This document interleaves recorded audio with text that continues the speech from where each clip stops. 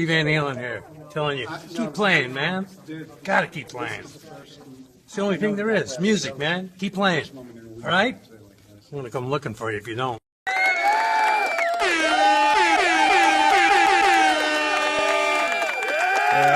What is up, boys?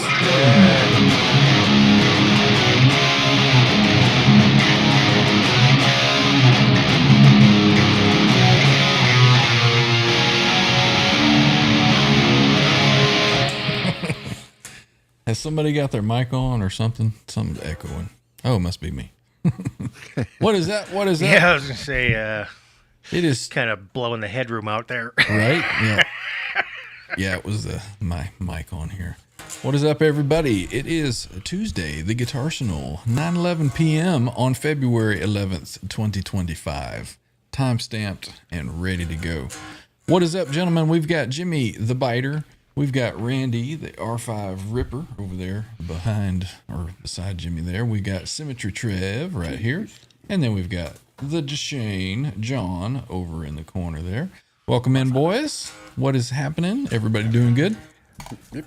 Oh, I got my camera in work mode. Work mode? For my work meetings. That automatically blurs out the genitalia during a conference meeting. And the rapid acceleration. Oh, jeez. It's not even 10 seconds in and you guys are already starting. So how's everybody doing? Jimmy, what's up with you? Oh, it's cold out here. Cold? Temperature already dropped from the last time I said it. Now it's... This just in. We have a weather update from Jimmy Biter from the greater Montana area. Over to you, Jimmy. How's the weather? It's freaking cold. It's 13 below now. Jesus. Oh, man. All right, we'll check back in. Supposed to get down to 22 below tonight. We'll check back in tomorrow and see if Jimmy Biter's third ball is frozen off. The question is why? Why, Jimmy? Why? It's like I walk outside, breathe my snot, my nose, it freezes. I'm moving. Right. It's just too much, I tell you. It's just too much. Well, the crazy thing is it's colder it's colder down here than it is up on the mountain. Really? It's about a 10-degree difference. Can never tell what the weather's going to do. Randy, you feeling better? I'm getting there. I'm still snotty. Well, it's a good thing it's not 12 below where it would freeze immediately and then crack your nose off. It's what, like 40, 38, something like that? Yeah, we chilled down a little bit again. 41 right now is what my watch is telling me. We'll see what it is over here on the east side, yo. We're not particularly warm. What's our temp, Trev? We're just hovering around, up and down, right around freezing all. Man, we're 32 right now. That's 0 for you in Canuckistan. Right. Oh, it dropped to 28 now. It just refreshed, so yeah, it's getting colder. You'll be able to do some ice skating tomorrow. Oh, snow on Friday. Shit, you already can here on the streets.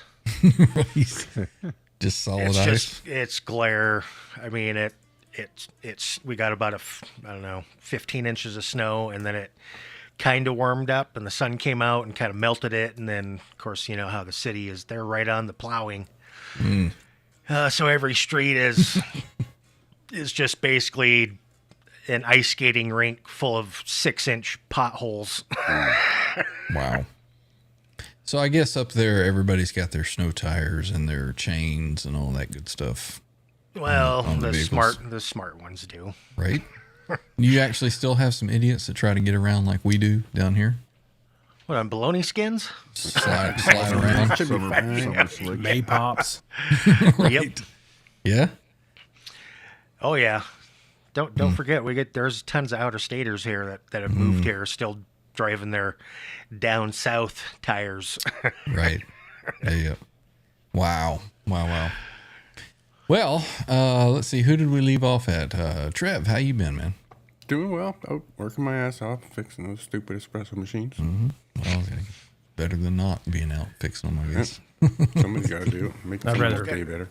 I'd rather fix those than cars. Well, you could always make a career change. I mean, come on, nothing stopping you. I'm looking. Right? As long as people are happy with shithouse coffee, that's it's making Trev money. It's the convenience. It's the convenience. You know, Never they'll put up mind with that a it crappy tastes cup like of it. coffee if they can just go get it in 5 seconds, you know. You got to take the good with the bad. But that was Starbucks the last couple of days, so they're a little bit better than your standard gas station coffee. $15 cup of Curry coffee. chicken. That's just a hot $15 milkshake. cup of burnt shit. Right? Yeah. Oh, yeah, these I people like come a up, triple you know, latte with a double sugar espresso with double cream and couple of 3 drinks and a couple sandwiches or whatever, Yeah. and it's $40. Well, just look here. Just give me a large cup. Put a half a cup of sugar in it, and then some milk, and then put it in that frother thingy, Bob. There you go. That's all that shit is. And give me that chocolate frosted chunk of chocolate in the case. Hot With a- diabetes. Exactly. Yep. And they wonder why everybody's got issues. Oh boy, John, how you doing? I'm doing all right. Yeah. Good. Got the telly itch again, so Uh-oh. yeah. You know, there's just something about us guitar players. When we get the itch for something, our mind keeps telling us, no, I don't need it. No, I don't need it. But that itch keeps going, yes, you do. Go get it. Yes, I Yes, do. you do. Oh boy, Quentin's here. And then eventually it happens. Somebody say Succumb to itch. it. Tell you what, let's get over here and My let's ass itched and Quentin showed up. Let's give a shout out to our channel members. We do have channel membership available. If you'd like to help support us in that manner, we greatly appreciate it. So we would like to take this opportunity to say thank you, very, very much appreciated, to all of our channel members, old and new. We've got some that are stretching back 17, 18 months, and several new that have been gifted by McCollum Music and Arky. We appreciate you guys very, very much for your channel support. And just hit that join button over there, and you can help out the channel as well. How about Much Matty appreciation. the other day, man? Fucking, that was great. His songs that he played. Yep, Those absolutely. were really good. Absolutely. He's been a lot of fun to have on the show. Yeah. Like to keep having him on. Yeah. Yeah. Very, very cool. So let's get over to the chat and see who we have here. Let's get it unzipped and see who pops out for us. And Trev, if you wouldn't mind helping me out, I'm going to go down the list. Scrolly. Yeah. We've got first that I see is channel member Steve Rezor. I don't care how you say it. That's how I say it. What the heck is Jimmy doing? He's practicing his Monopoly Man with a new monocle. He's magnifying the situation over there. So we've got channel member Steve Rezor is here saying cheers everyone. Right on. Uh-oh, looks like he's got a little news break for us. Have you found him there, Trev? I got you, Steve. Okay. So he's got a little news break for us. Let's get that real quick. Steve Rezor says that this just in. Quentin 1, Taylor Swift 0. Unless Taylor loved her boyfriend more times than Quentin loved himself post-game. Score may be undetermined at this time. Back to you, Trev. Alrighty then. Okay. Thank you, Steve. Well, in terms of music, I'll take QFJ over Taylor Swift any day. Ooh, that's a tough one. That's a tough one. Well, I would tolerate the ya. Yeah.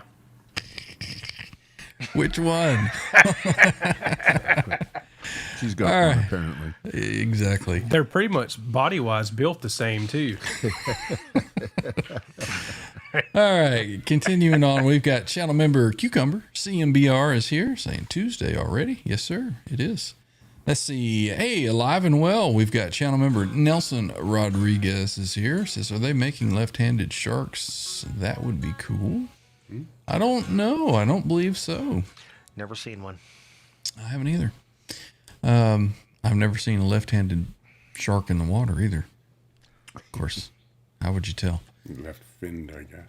I guess so. We've got channel member E. coli. Earl Coli is here saying howdy, friends. Looking forward to the gear talk and guitar and gear talk. Blech. Speaking of can't talk, what are we drinking tonight? Just some Diet Pepsi for me. I don't know about those boys. What am I drinking? What Diet Pepsi or Pepsi Zero? Diet Nabob. Pepsi. Organic Some- Nabob coffee. Terrible. Some awful tasting electrolyte Well, crap. remember how we were talking about earlier convenience versus Okay. taste. Fair enough. It's the only thing that the place I ordered from would deliver, along, with 2 liters. So It's like, why would you drink Bud Light when there's Coors and not light? if Randy.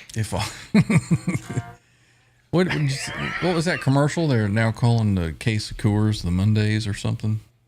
I don't know. Yeah, because nobody likes Mondays. Oh, goodness. All right, let's see. We've got Wally in the boxes here saying hey to the gang. Right on. Had to take care of some stuff and hang out when he can. Right on. Chuck C is here saying good evening. Good to see you, Chuck. We've got Wayne McConnell is here. Settling for the root beer and weed, I guess. Right on. Welcome in, Wayne. Channel member and on the panel is Jimmy Biter saying, what's up? That guy. Hey, Jimmy. Ow. Get to the chopper. We got channel member Cushman, NYC. We've also got channel member Edward R. Nugent Jr. We got to come up with a nickname for Edward R. Newton Jr. How about just Ed Jr.? Earned. Earned. Let's call him Newton, because Newton's not even his name, but we keep calling him Newton, so he's just Newton. I specifically have been saying Nugent, like Ted Nugent.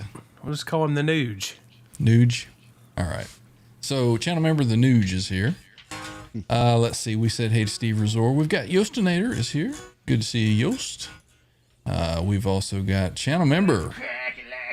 Are you ready, Randy? We got channel member Dan Gorman is here saying hey to everybody. What's a cooking?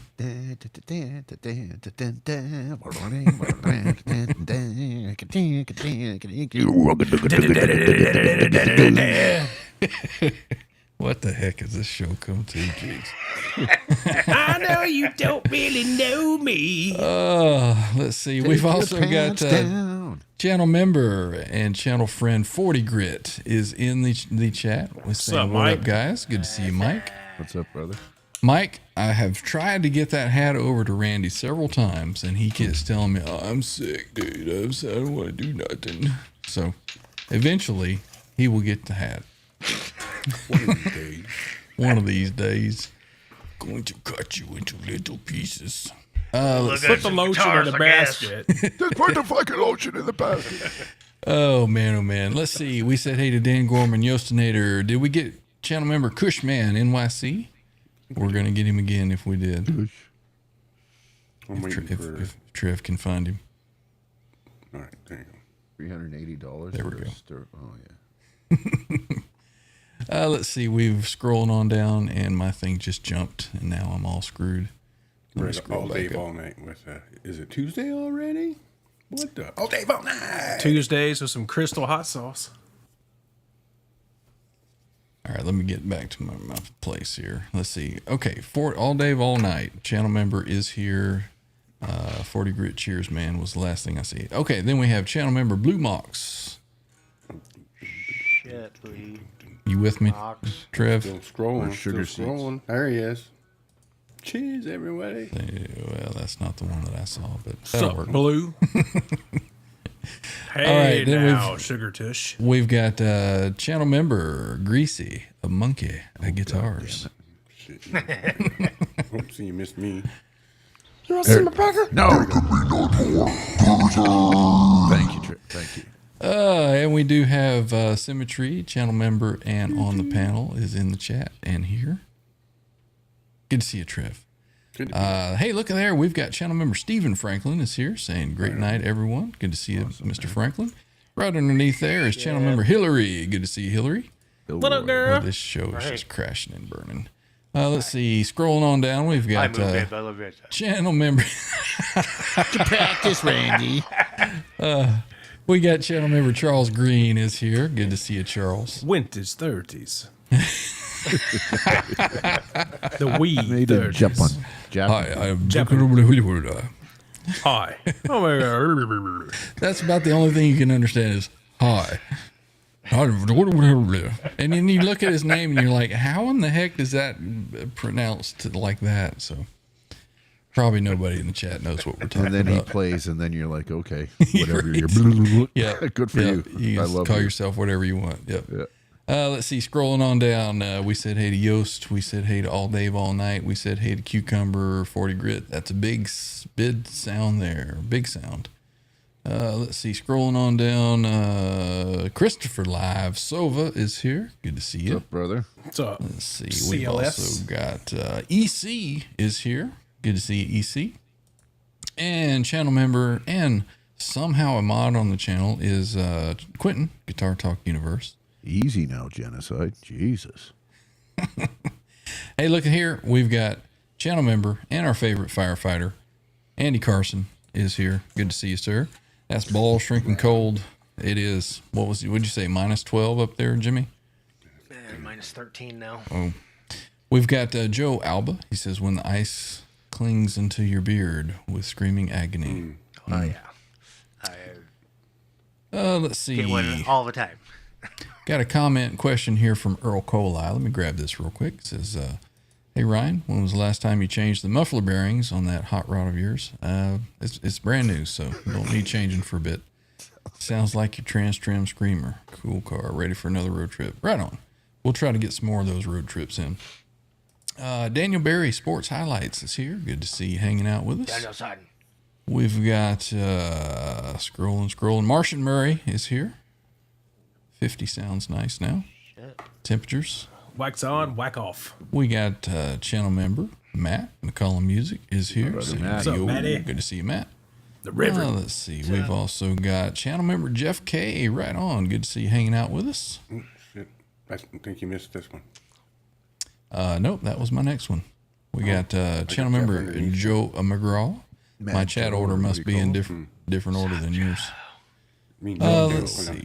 Yeah. Give him this moment in the sun. So we're back in order now. We got Mean Joe and we got Jeff K. channel members. We said hey to McCollum Music, Matty. We've got Emiliano Molina. Somebody deleted their message, so don't know what that is. Let's see. Oh, that was the person that No, was that guy again. telling us that Jesus There's loves his you. face. Yeah. Sunday. You know what? You got some Slayer coming. I don't have any issue with that, but I don't want religions or politics in the channel chat. So please refrain from those comments. I'm sure It's a that fucking gear page here, man. No politics or religion. right. Genocide, how much you paying? Carry on. I'm let's just gonna tell her, oh, don't make me come down there because I'll service you just fine, Jenny. Get me all worked up over here. Jeez. You don't want to see me all worked up. It's a terrible thing. John's going to switch his camera back to business mode. Let's see. So scrolling on down, I do have Genocide here saying hello, handsome panel of fellas. Well, hello, Genocide. How you doing? Is that what you were all up in uproars about there? Oh, no, it gets better. No, Is keep that all it going. took? All right, scrolling on down. Let's see. We got Frank's Tracks is here saying, hey guys, welcome in. Good to see you back. Genocide, can I get all your guys' autographs? And it gets better. Possibly. Let's see. And then my chat Autograph just is dick pic for you freaking. if you keep talking. Take a gander. Let's see. Look at that. What is happening? Hang on. 5 dicks with our signature on them. Oh my god. Okay, I'm back to can I get all your autographs? You know what? This is the one thing about this is not being able to see all that. That's just really a pain in the butt. Boner Jams, channel member is here. Lordy, Baseman. Lordy, what do we have here? You know, I don't know. I'm not sure yet, Boner. But Beastman, you're my favorite. welcome in. We've got Rene Fernandez is here saying, hey dudes, great as always. Good to see you. Rene. Genocide saying what's happening here. Frank's Track Peace guys, right on. Joe Alba, give me a bottle of anything and a glazed donut to go. Everybody got that reference right. Mm-hmm. That's the The best solo album he did, as far as I'm concerned. yeah. All right, let's see. We said hey to Yostinator. Genocide guitar players make me moist. Okay. Why do women usually dislike that word, moist? Because they live with it every day. Turn the humidifier off. Hits close to home That's right. on a daily basis. Right? All right, scrolling on down, we've got channel member Rob Blackmore Official saying, hey. Yes. Hey, Robbie. Genocide's laughing. We've got, what do we say? Nuge. Ryan going back to work next. We'll miss some of your show because of work night. We'll see them on replay. All right. Sounds good, man. All right. Scrolling on down. I'll do it for free, Genocide. Can I watch? Yeah, that would be a conversation with John for sure. Absolutely. I I'm the started most that. adventurous out of the panel members here. Did you? Let's see. Did I get Yeah, with everybody? other men. Look at William Guys, DeSilva. Did we get girls. him? William DeSilva is here. Don't matter. Right on. Good to see you, William. We got on the panel Randy Price, Oh, man. Oh, man. and that's it. And we're caught up after that. Got up. Okay. Thank goodness. Randy Price, Genocide. I'm not poor man, but $20.20. Well, that's what John's dude in Vietnam said. Yeah, but hell, that's better John than I said could it's do. free. Oh, Yeah, I'll I do was it for gonna, free. I was gonna at least trade her a grilled cheese. Make it yourself. With Gruyere. Oh my goodness. I'm so glad we made it through all that. All right. Anybody else that's popping in, just say hello. We'll grab you and we'll say hey back. So tonight, the Guitarsenal, we're just doing some gear talk. We couldn't decide of anything. And at the last minute, I was like, you know what? I haven't talked about the Shark guitar. Maybe we should pull that out and give it a chat. Let's see. Boner says, when Randy is done with the ladies, he makes all cheeks pink. Wowza. Genocide says she likes some grilled cheese. There you go. There's your Love grilled opportunity. cheese. Just can't eat it. I can't eat the bread, so it's literally grilled cheese. So we, I watched, Yeah, I that watched stuff's a good. recipe where they did that, Randy. Just cheese. crackers out of Cheese it? with, like, welfare cheese with Gruyere, then welfare I cheese. ain't eating that welfare shit. That's racist. That's You know what- plastic. That's racist. the secret to a good grilled cheese is to have enough stuff to fry it in. You know, you gotta have lots of butter or, you know, some I don't Beef know. tallow. That too. Yeah. It's gotta Bread get fried in lard. nice and crispy.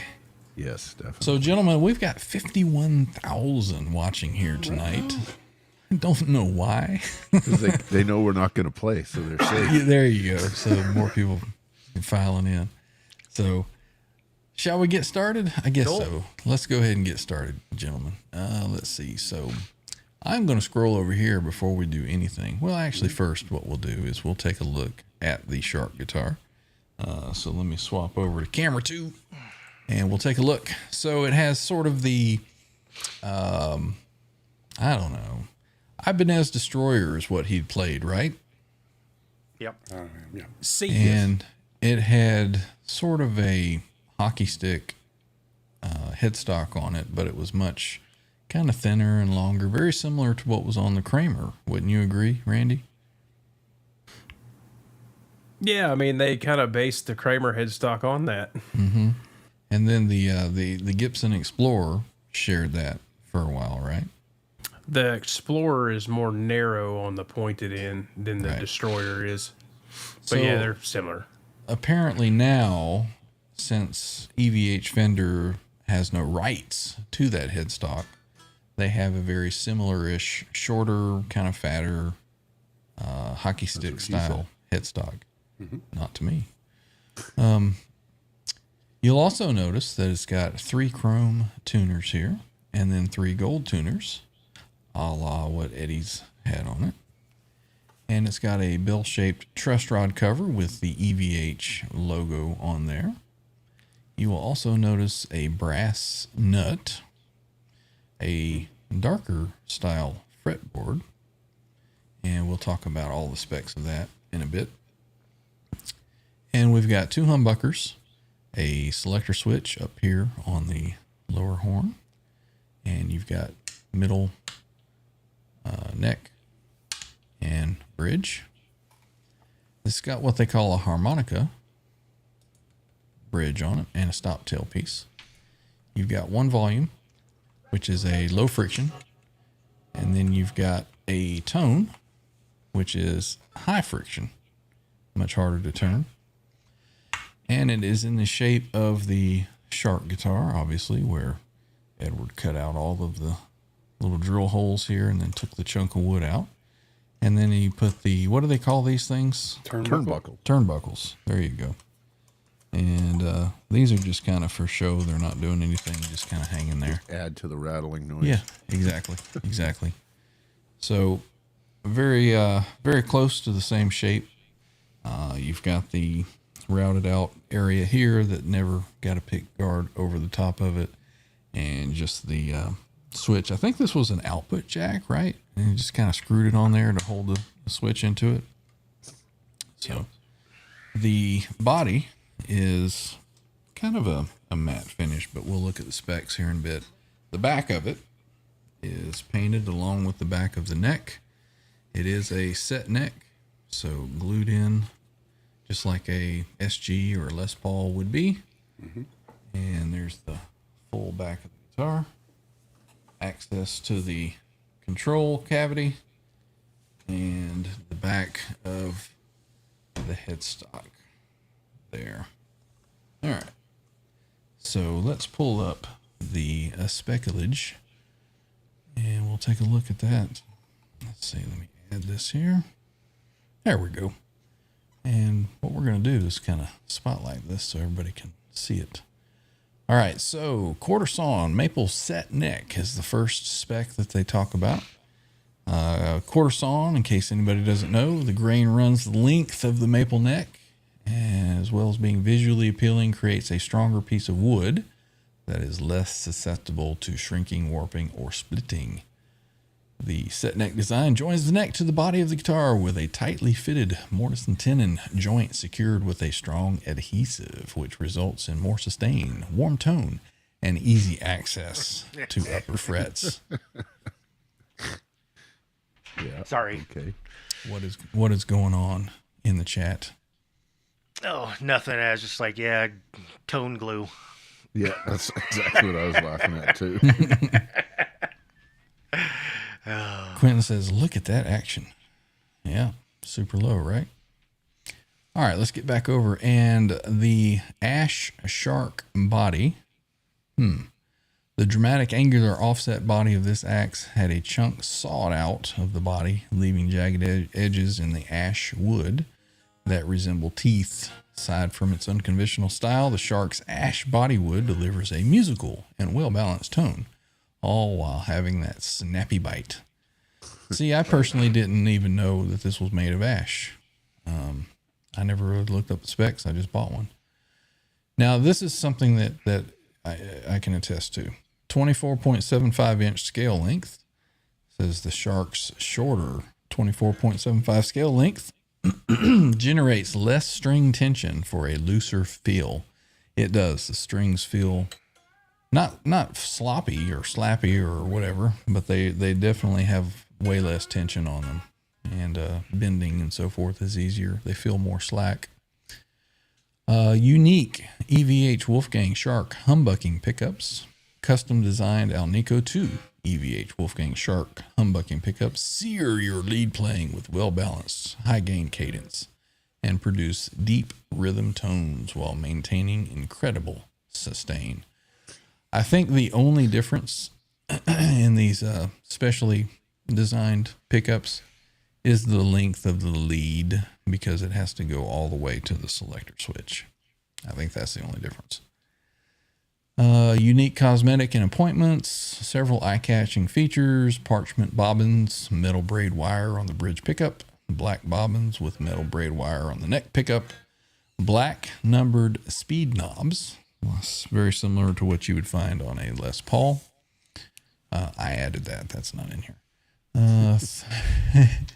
Three-way toggle switch housed on a brass mounting plate, brass nut, gold and chrome custom EVH stamped Goto tuners, and chrome eye hooks with turnbuckles.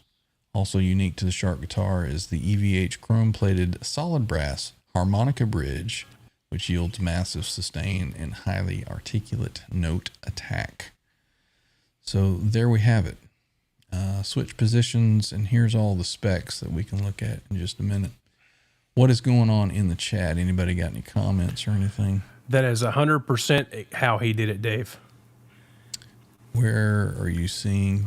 Can you select? I Oh, selected you got it. I don't think Ed had the proper saw to cut that chunk out of it. It looks like the comment just disappeared. It looks like he drilled it and then used a handsaw to finish it. Yeah, absolutely. Probably wrong, but that's what it looks like. Yeah, that's exactly what it looks like. That's exactly what he did. Yeah. Does it say anything on that spec sheet that when he cut that big piece out the back that it killed the guitar? No, it didn't say anything to that effect. part, Yeah. Let's see. Such a downer, John. Dan Gorman agrees with all Dave. All right, so back to the specs. Just going to browse through these just real quick. I'm more curious of like the finish. It says the body finish is a satin urethane. Body shape and material is shark and ash, which we knew, we just found out. 500K EVH Bourne's low friction pot with a treble bleed circuit for the volume. And the tone is a 250K high friction. Pickup selecting, we said, was 3-position already. Special electronics are the pickups, which feature metal braid mesh 2-conductor wire. I think that's the only difference is in the length of it. Neck material is maple. Set neck with a graphite reinforcement. Okay, they did put graphite in it. Neck thickness is 0.790 at the 3rd fret, 0.810 at the 12th fret. EVH modified C back shape. It does feel different than like any of the EVH stripe series, like any Wolfgang. It does feel very thin though. It does feel in width wise, it feels very thin, especially compared to like a Les Paul. It's a little thinner. Very similar back shape though. I don't remember because your Shark's the only one I've ever played, and I remember not liking it. But oh well, there you go. Probably because it's almost like a Music Man thin at the nut. I think I just like the body more because I'm so used to playing Strat guitars, and there's not much. I don't know. Explorer guitars and me, like your arm sits on them weird, so you have to adjust the way you pick or something for me. Right. Yep. Let's see. 12 to 16 compound radius. Fingerboard material is a Palfaro, which I don't know what kind of tree that's from. I guess a Palfaro tree. Is 40 Grit still here? Do you have any experience with that kind of wood? Maybe some other guitar manufacturers that use it. Charvel uses it now. Do they? On the Relics San Dimas models have a Palfaro fretboard, and Fender used it on the Players Series stuff there for a couple years when Rosewood was a no-no. Gotcha. It definitely has a unique look to it, for sure. Is it tight grained or open grained like Rosewood? No, it's not. It's not open at all. It almost looks like it's like what they call a photo finish or a veneer, but Okay. it feels like ebony, but it doesn't look like ebony. As far as the smoothness goes, you know, Right. you can't feel really any of the grain on it. I like me some ebony. 22 frets, jumbo frets, brass nut with a width of 42.86 millimeter, 1.6875 inch. So I don't know what that would equate to in like R2, R3 comparison. Maybe 40 Grit could tell us if he's here. Inlays are white dot, truss rod adjustment at the nut, EVH hockey stick headstock. Bridge is a chrome-plated solid brass harmonica. Hardware finish chrome gold aluminum brass. They got all of them on this one. Pretty much covered everything else. The strings that come on it is a 9 to 42. Strap buttons are very oversized. It takes forever to get a freaking strap on there. Included a gig bag. Mine didn't come with a gig bag, but I did buy a hard shell case with it. Turnbuckles are 5 millimeter hex. Well, there we go. Are they expensive, Ryan? This was one of the first runs, Right. because they were limited, and then they came out with the second run. Let me scroll up and see if there's a price on them now. Let's see. Right there. They are U.S. priced at $1899.99. Jesus Christ. So I think they're a bit more expensive than they were on the first run. So there you go. All right. So we will remove that down. Hang on here. Hang on. Shut up, Quentin. The number one did not have a Palfero board. It had a slab rosewood board. All right, let's get a little closer in here. Where's it? There it is. So there's the fretboard. You can Well, it kind of does see. look tight, eh? Really super tight. Mm-hmm. So it's kind of a, you know, if it was dark black, you would think that it was ebony, the way that it feels. There you go, from 40 grit. 40 grit. I usually darken my Palfero. There you go.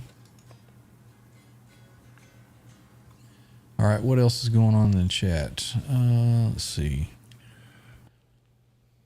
Bo's here. Welcome in, Guitar Man 45 Bo. Good to see you. Channel member. Sammy Reynolds. What's up, dude? Welcome in, Sammy Reynolds. Palfaro Bolivian rosewood. Quentin says Ed did that to the guitar because he was trying to install a pickup he got from Randy Price. He was still better at it than you. Let's see. William hadn't figured out what we're talking about.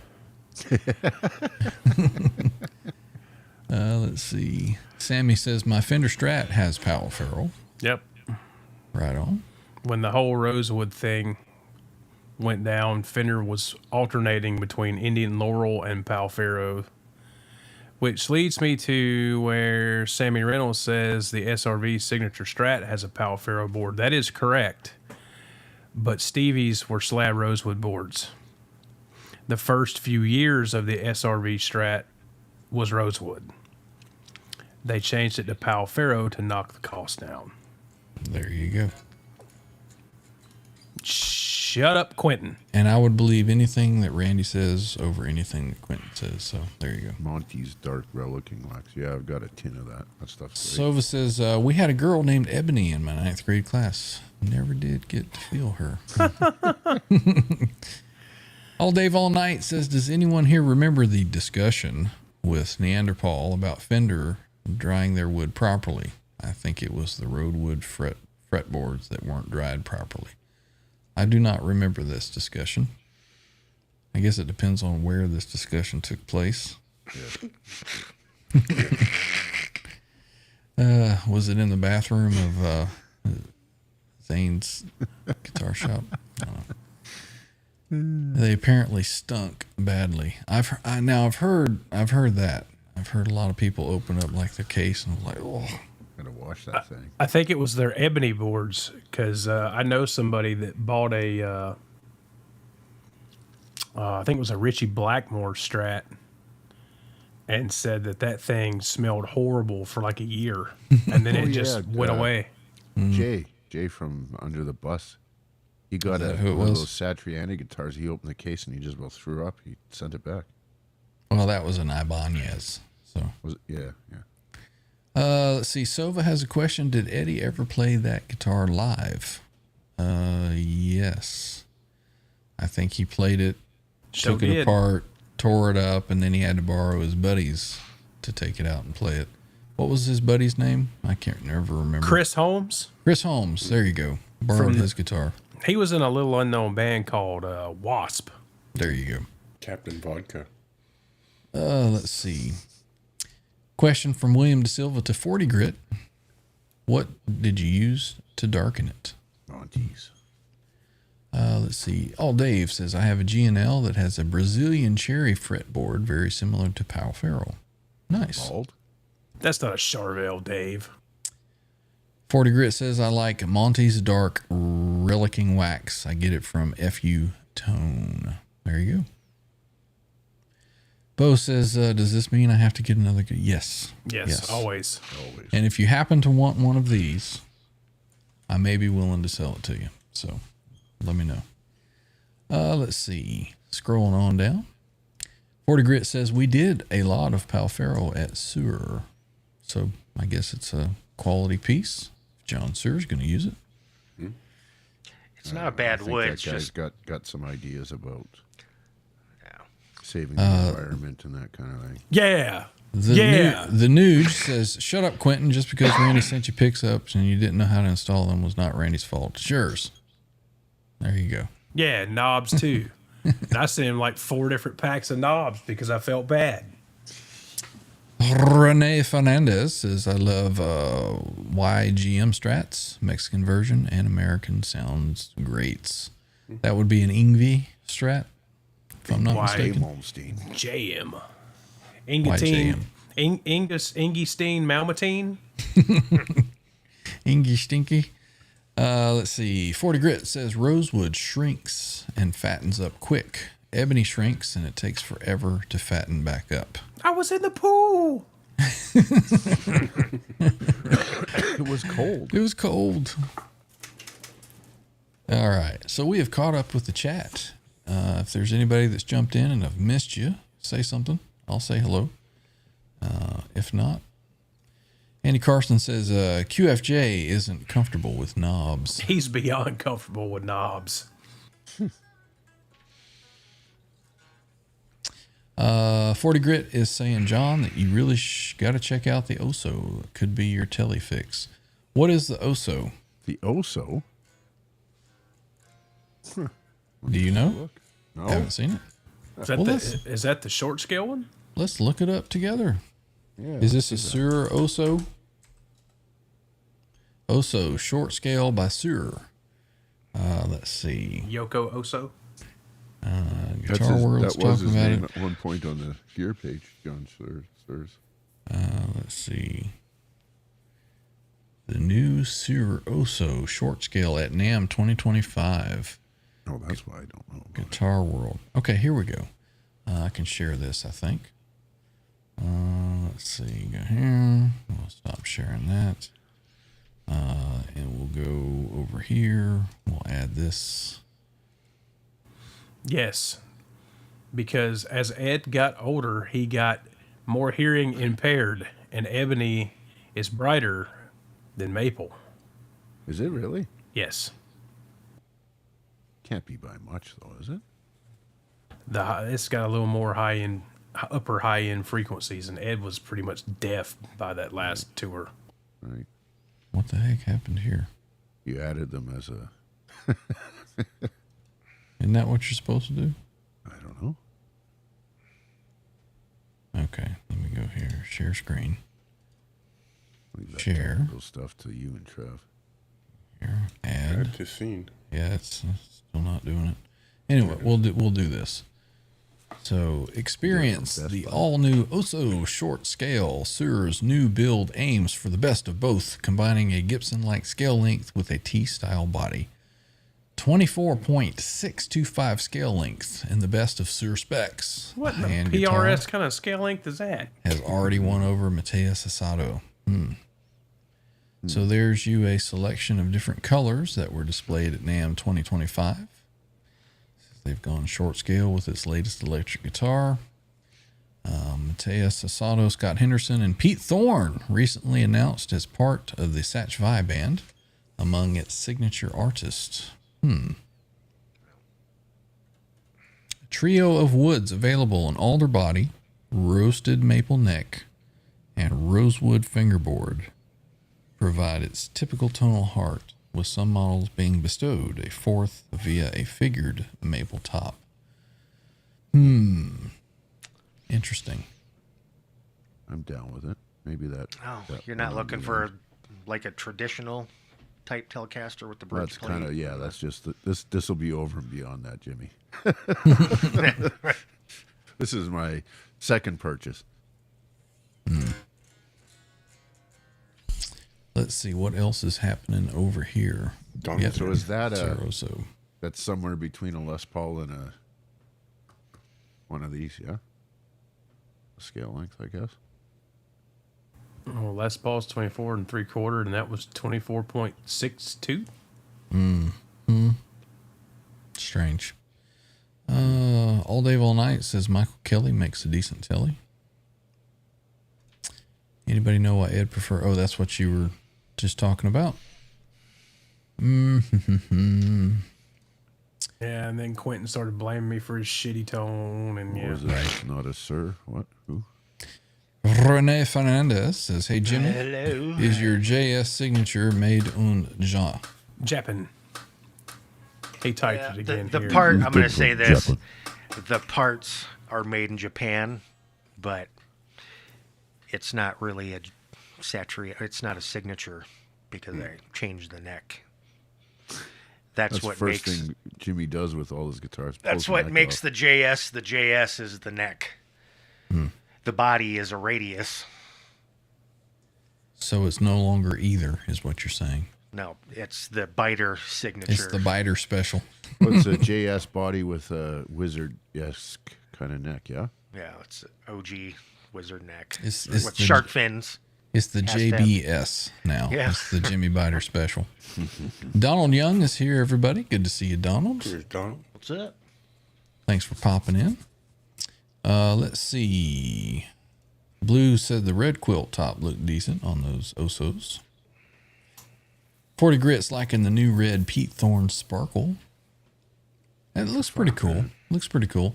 Have you noticed that it's got, I'm thinking this is that one. It's got the D-tuna on it already with the little thing ground out. Did they make a red Floyd version to go with the black Sparkle Floyd version? Now that all the bass boat finishes are coming back into fashion? But am I correct? The Pete Thorne new Sir model comes with a Floyd, a FU-tone Floyd. Isn't it FU-tone? Or maybe Yeah, it's it Segundo. is. It's FU tone. But it's got a D-tuna on it, right? Yep. Okay. I thought so. That's his hot rodded one, right? With the Floyd. Yeah. Yep. Yeah, yeah. Yeah. Blue Mock says 24.625 sounds like a mistake. Let's go with that, boys. Yeah, let's do that. Let's see. Well, I can assure you, John sure doesn't make mistakes. 40 Grit says, yep, it comes with a D-tuna on it. And titanium. A titanium D-tuna? Or a titanium Floyd? Titanium Floyd, I'm sure. And then Very Michael cool. Kelly appeared out of nowhere. The titanium hardware, the Floyd itself isn't, I don't think, titanium. Never know. I think I remember reading that it was all the saddles and all that shit was titanium. Right. Yeah. Well, I guess the only thing left to do with this thing is to take it over there and weigh it. Weigh it. Weigh it. 8 pounds, 3 ounces.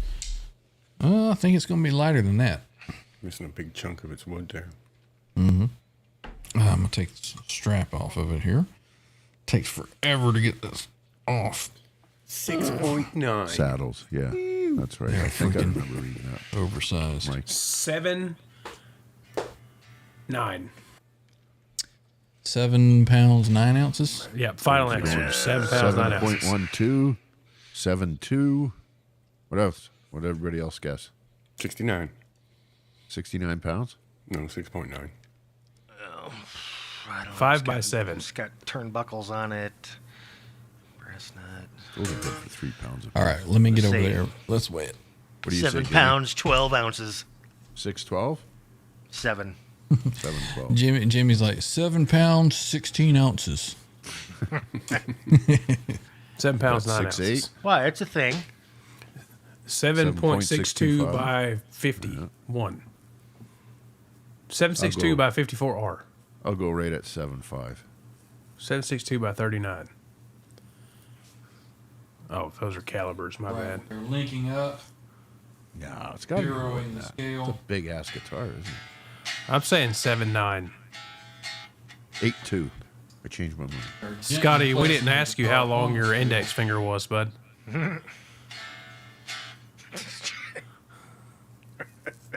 Drum roll, please. Drum roll, Okay, please. what was everybody's guesses again? 7.9. They're in the chat, 7 just pound, show us. 9 ounces. 712. 8.2. 6.9. Jimmy said 712. Okay, we got lots in the. So we got Cushman saying 6.8. Blue Mock 7.625. So wait till Scott, Jim's third welcome in, Scott. 6.5 inches. Let's see. Remarkably average. Not talking about Quentin's nose. Joe says 6.2 ounces. Donald Young, 8.8. All day, all night. 7.2 is greater than 5.56 every. Point You did there. I see what you did there. Yep. point 300 BLK. Half a stone. All right, so here is the final reading. 13 pounds, 7 pounds. 7 pounds, 13 and a quarter 13.25 ounces. Jimmy wins. Biter wins it. Actually, pretty close. Yep, you sure were. Ounce and a 1.25 quarter off. ounces out, Jimmy. Yep, very, very close. All right, back to here. I took into account the turnbuckles and the brass nose. But Scotty, a 762 by 51 is a 308.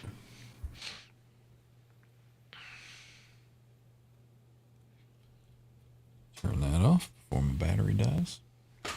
All right, well, what's left to do, boys?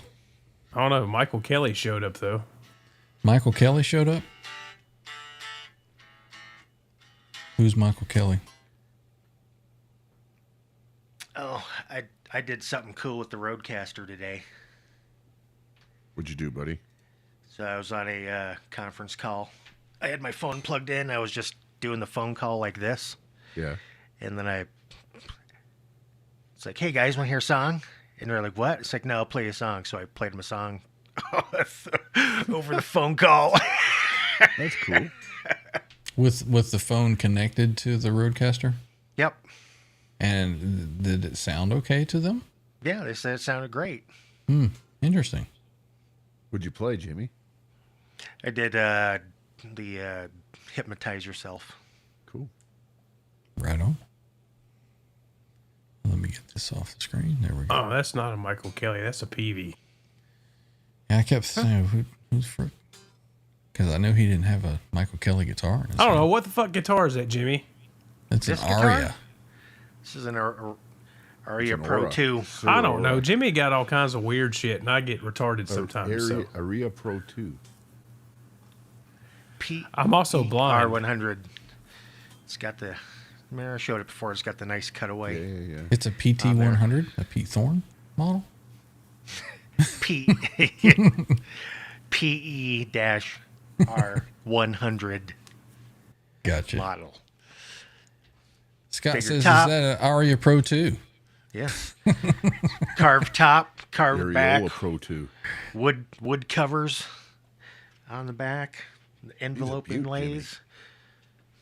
I just I replaced the pickups in it today. Now it has a Tone Zone. Air Norton had a Evo 2 and a Dominion. And then I went back and reset it up, and I was just like, holy shit, this thing's good. What did you call the inlays? They're called envelope. Because they look like an envelope at the 12th fret. I think it looks more like a Cylon or a Mammoth. And big M. I don't know. I was on the fence with it, and of course I don't know what. The guitar didn't sound that great with the ceramic pickups, and now they're both, Alnico 5s, and holy crap, this thing sounds great now. What's Well, the let's body hear of it. Jimmy? It's a mahogany body. You would think. It's all maple, and it's got how many piece? 1, 2, 3, 4, 5, 6, 7 piece neck. Mm-hmm. So it's got the stripes that run down the center of Yep. maple. It's a maple body? And yes, Is it heavy? What's that sucker weigh? I don't know. It's probably 8.5 pounds. It's pretty light for a maple body. So guitar. I mean, it's not Gibbs. It's not thick, Les yeah. Paul thick. It's considerably thinner, but it still has some weight for. Well, let me change the picture on the card, and we'll change it to Aria Pro II guitar back there, and we'll go over that thing tonight. Let's talk about your areolas. Yeah, don't talk about Ibanez on here because you don't know shit about him. No, Right? No. Mean Joe says, didn't know Aria was still making guitars. Just a name I know. Oh, so this is from 1983. There this you guitar. go. There you go. So Aria, or Aria, however you want to say it. Japan custom. And of course, wanted- Bo will be looking on eBay for one now. Sorry. For one in this condition, you'll pay about $1,000 for it. Scott wants to know, is it the Matsumoto one? Nope. No. That's a wuku. Let's see. I think you answered that to Joe. Older guitar. Let's see. 40 Grit loves the Alnico 5. Right on. Gene Spliced is here. He says, let's hear it, Jimmy. Yeah, absolutely. Let's see what Donald has. Music Zoo got a new EVH custom shop order from there with your own specs. Yeah, cool, man. They had announced at NAMM that they were opening up a custom shop, so I think you'll be able to order at many places like that. So very cool. Music Zoo, first one going, huh? Nice. Scott says, okay, it's a Matsusumoko then, based on whatever you just said.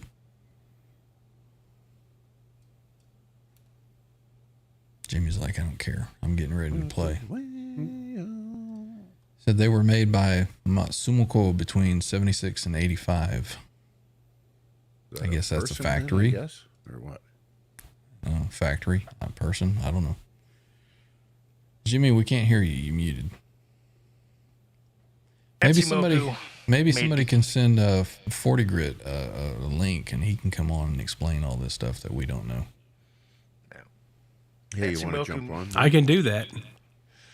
Yeah, see if he wants to. Oh, There we go. This. heard your power amp there. Yeah. Well, actually, so with my new power amp, is I used to sound like this. Holy crap. That's loud.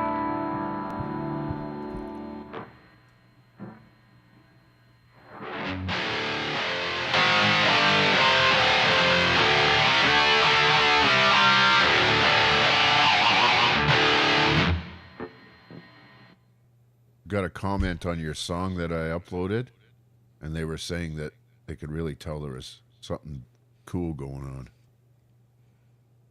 Yep. Power amp. Yep. You know, it's just what you needed.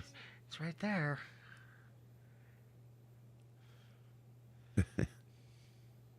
Oh, that's nice.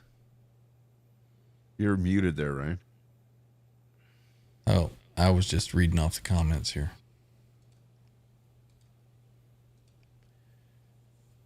Joe McGraw. The guitar in my pick is an Aria Pro II, or was until I got a hold of it.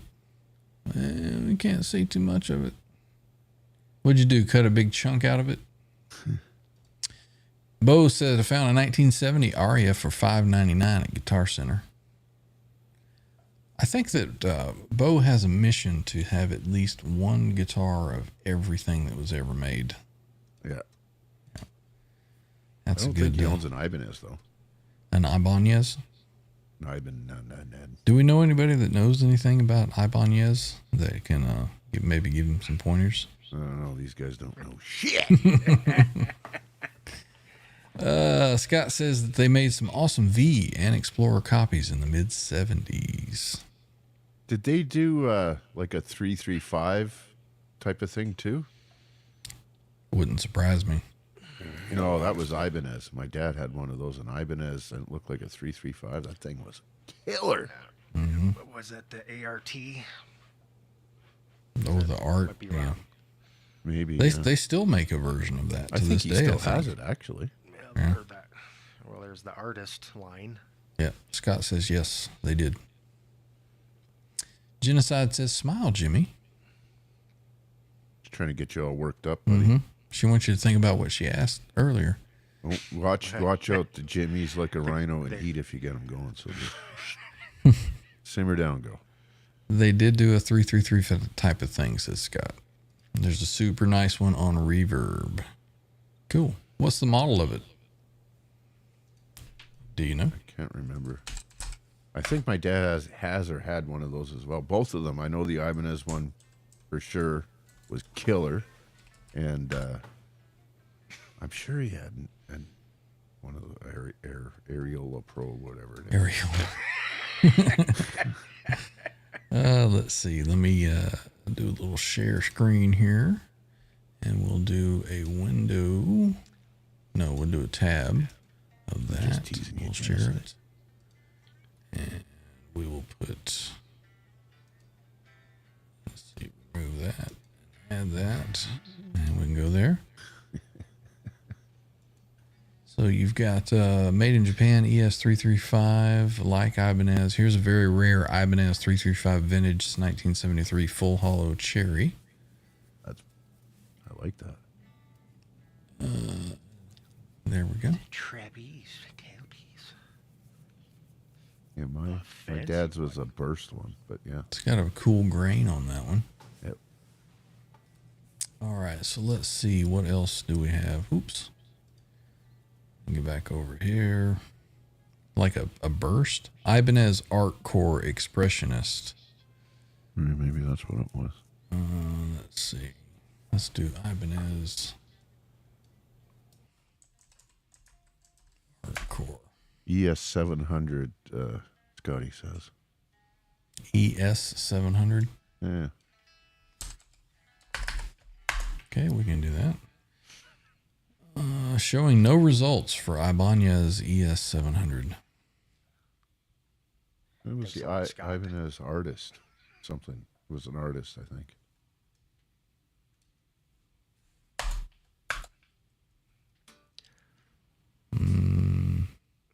No. Scott doesn't know what he's talking about. AR700 maybe? Maybe. That's an artist. 700. Let's see that. Looks like that. Yep. Is that which? Well, that's not 335-ish. No. It's more That like that's not even semi-hollow, is it? That's no. It's more like a double cut. solid Less. That's the ball. color, I guess it looked like. Yeah. Gotcha. All right. So that's. Yeah, it's already removed. Oh, that's the area. That was the ES700. Genocide. Quit stroking the beard and you smile too. Must be talking to Randy there. Kind of bossy tonight. The Nude says, I think she wants a little more than just Jimmy grilled cheese. Maybe his creamy thighs. Could be. Unleash the third ball, the fury of the third ball. You know what? We didn't do a sound sample.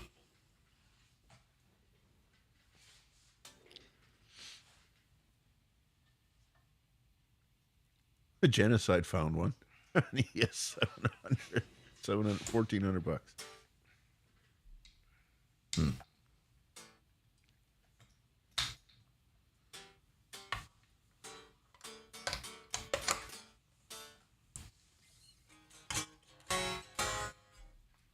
And then we need to get a sound sample out of Jimmy.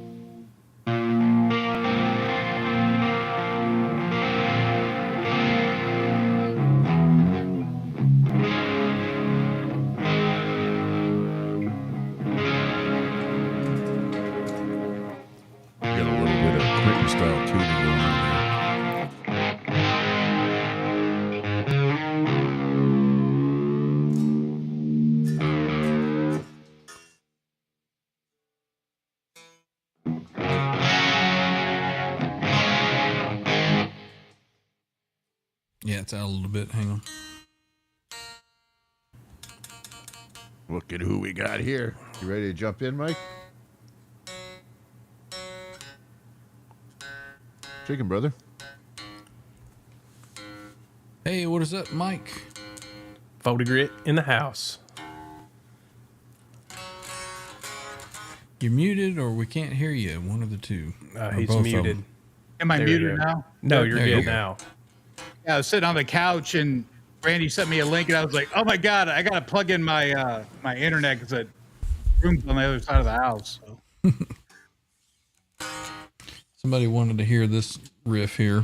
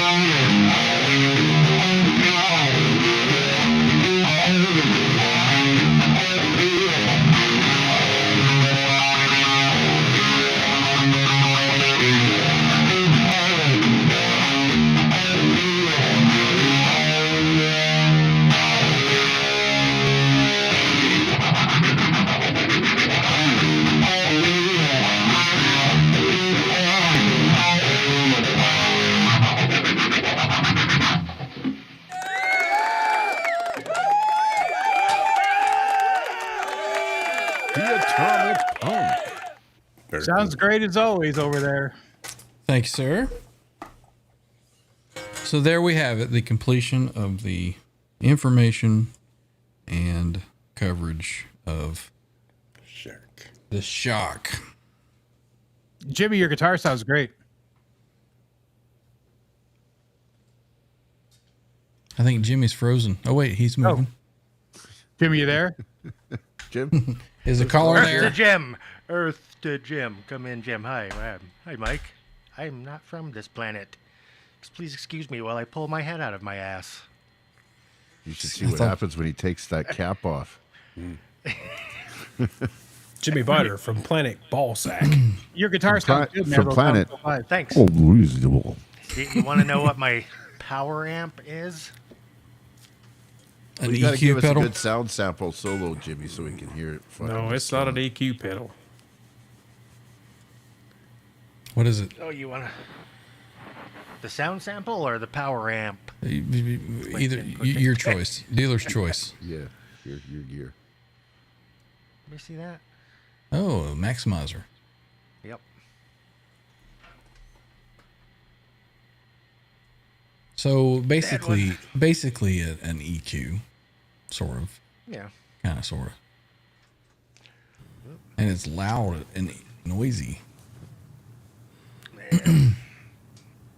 That's because I've got cranked gain. I'm on my high gain channel.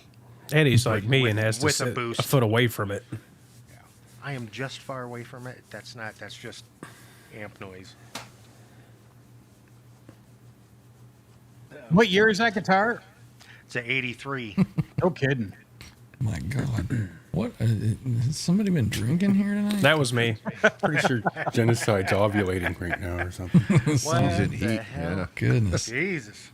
40, Mike, let me introduce you to Genocide here. Yeah. So how's it been going for you, Mike? What's up?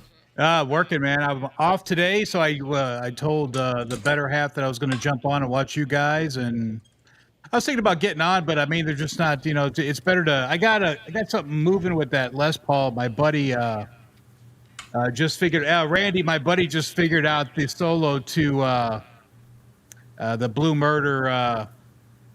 What's that? The Kings of. What's that?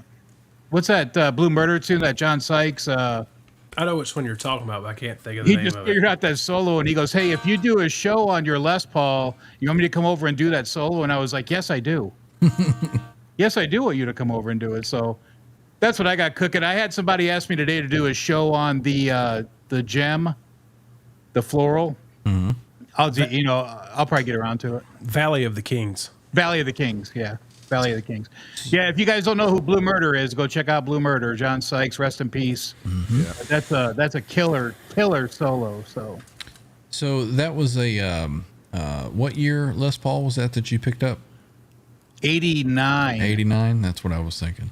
And then I think I talked about it. Maybe I talked about it on the live chat I did that day, but I figured out how to date because I don't know the Les Pauls that good. I figured it out, and I was in boot camp when that guitar was built, like August 17th of 89. Oh, nice. So it's kind of cool. Yeah, very cool. Yeah.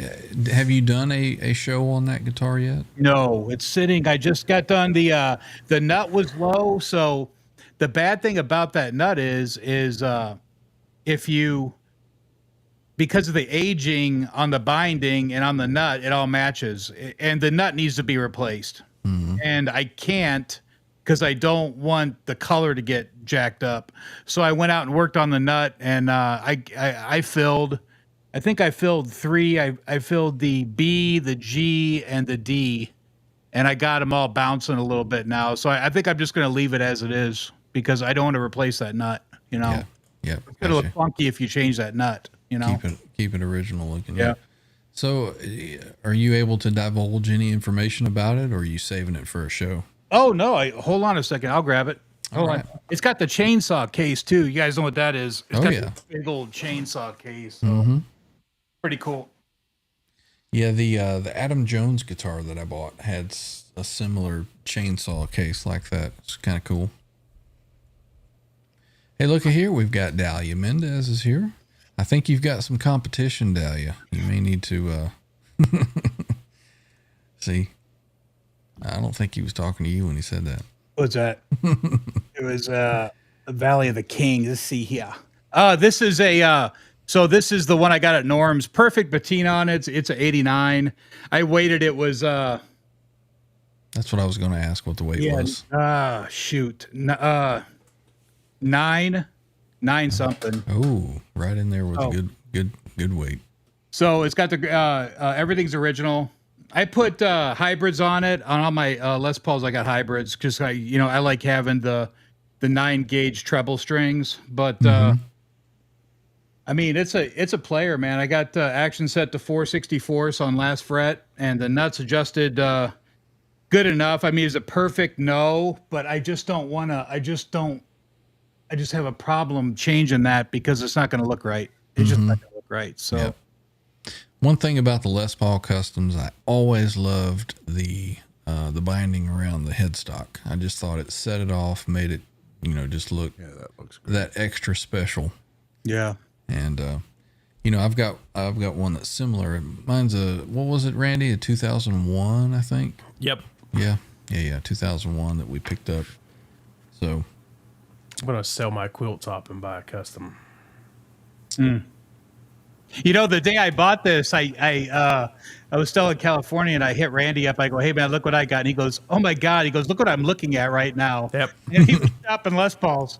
Yep. I was on Reverb Yeah, it's funny. looking at Les Paul Customs, and he's like, "Look what I just bought." I'm like, any particular color that you prefer, Randy? Black. Yeah, the black. Yeah. "Black." Yep. Like your heart. Yeah. Nothing like a good Les Paul. Webbit made it that way. Guitar Man 45 Bow says my first Les Paul custom I bought in '76 came with a chainsaw case and got it for $585 back then. Those chainsaw cases are like $350 now. I just looked them up. I mean, the case alone is like $350-$400 from what I saw. So. Yep. Blue said it looks mint, very nice. Loves the hybrid strings. Likes the tuxedo look. Right on. And Quentin's bricked. Quentin, 40 grit sitting in front of a green screen because, damn. You need to get out more, Quentin. You need to watch some more channels. You know, the community that we have is broad. So They don't sell Robust. guitars like that at Ghetto Kroger. oh, you know what it is? Every time somebody else goes live, Quentin goes live. So he can't watch any of the other shows. Let's see. So it says, nice collection of Mr. Scary's 40 grit. Yeah, I like the. I'm a fan of Mr. Lynch. He's cool, man. Yeah, but he's cool. If anybody doesn't know who Mike is, he has a channel, 40 Grit Guitars, and there should be a link in our description. Yes, first link in the recommended channels in our description tonight. So make sure you check out his channel. Go give him a sub, and you Absolute occasionally will do wealth some of knowledge. Yeah, you occasionally will do some live streaming, but you do some guitar walkthrough videos, setting up and different things that you've got on different guitars there. So a lot of cool information over on 40 Grit's channel. So check it out.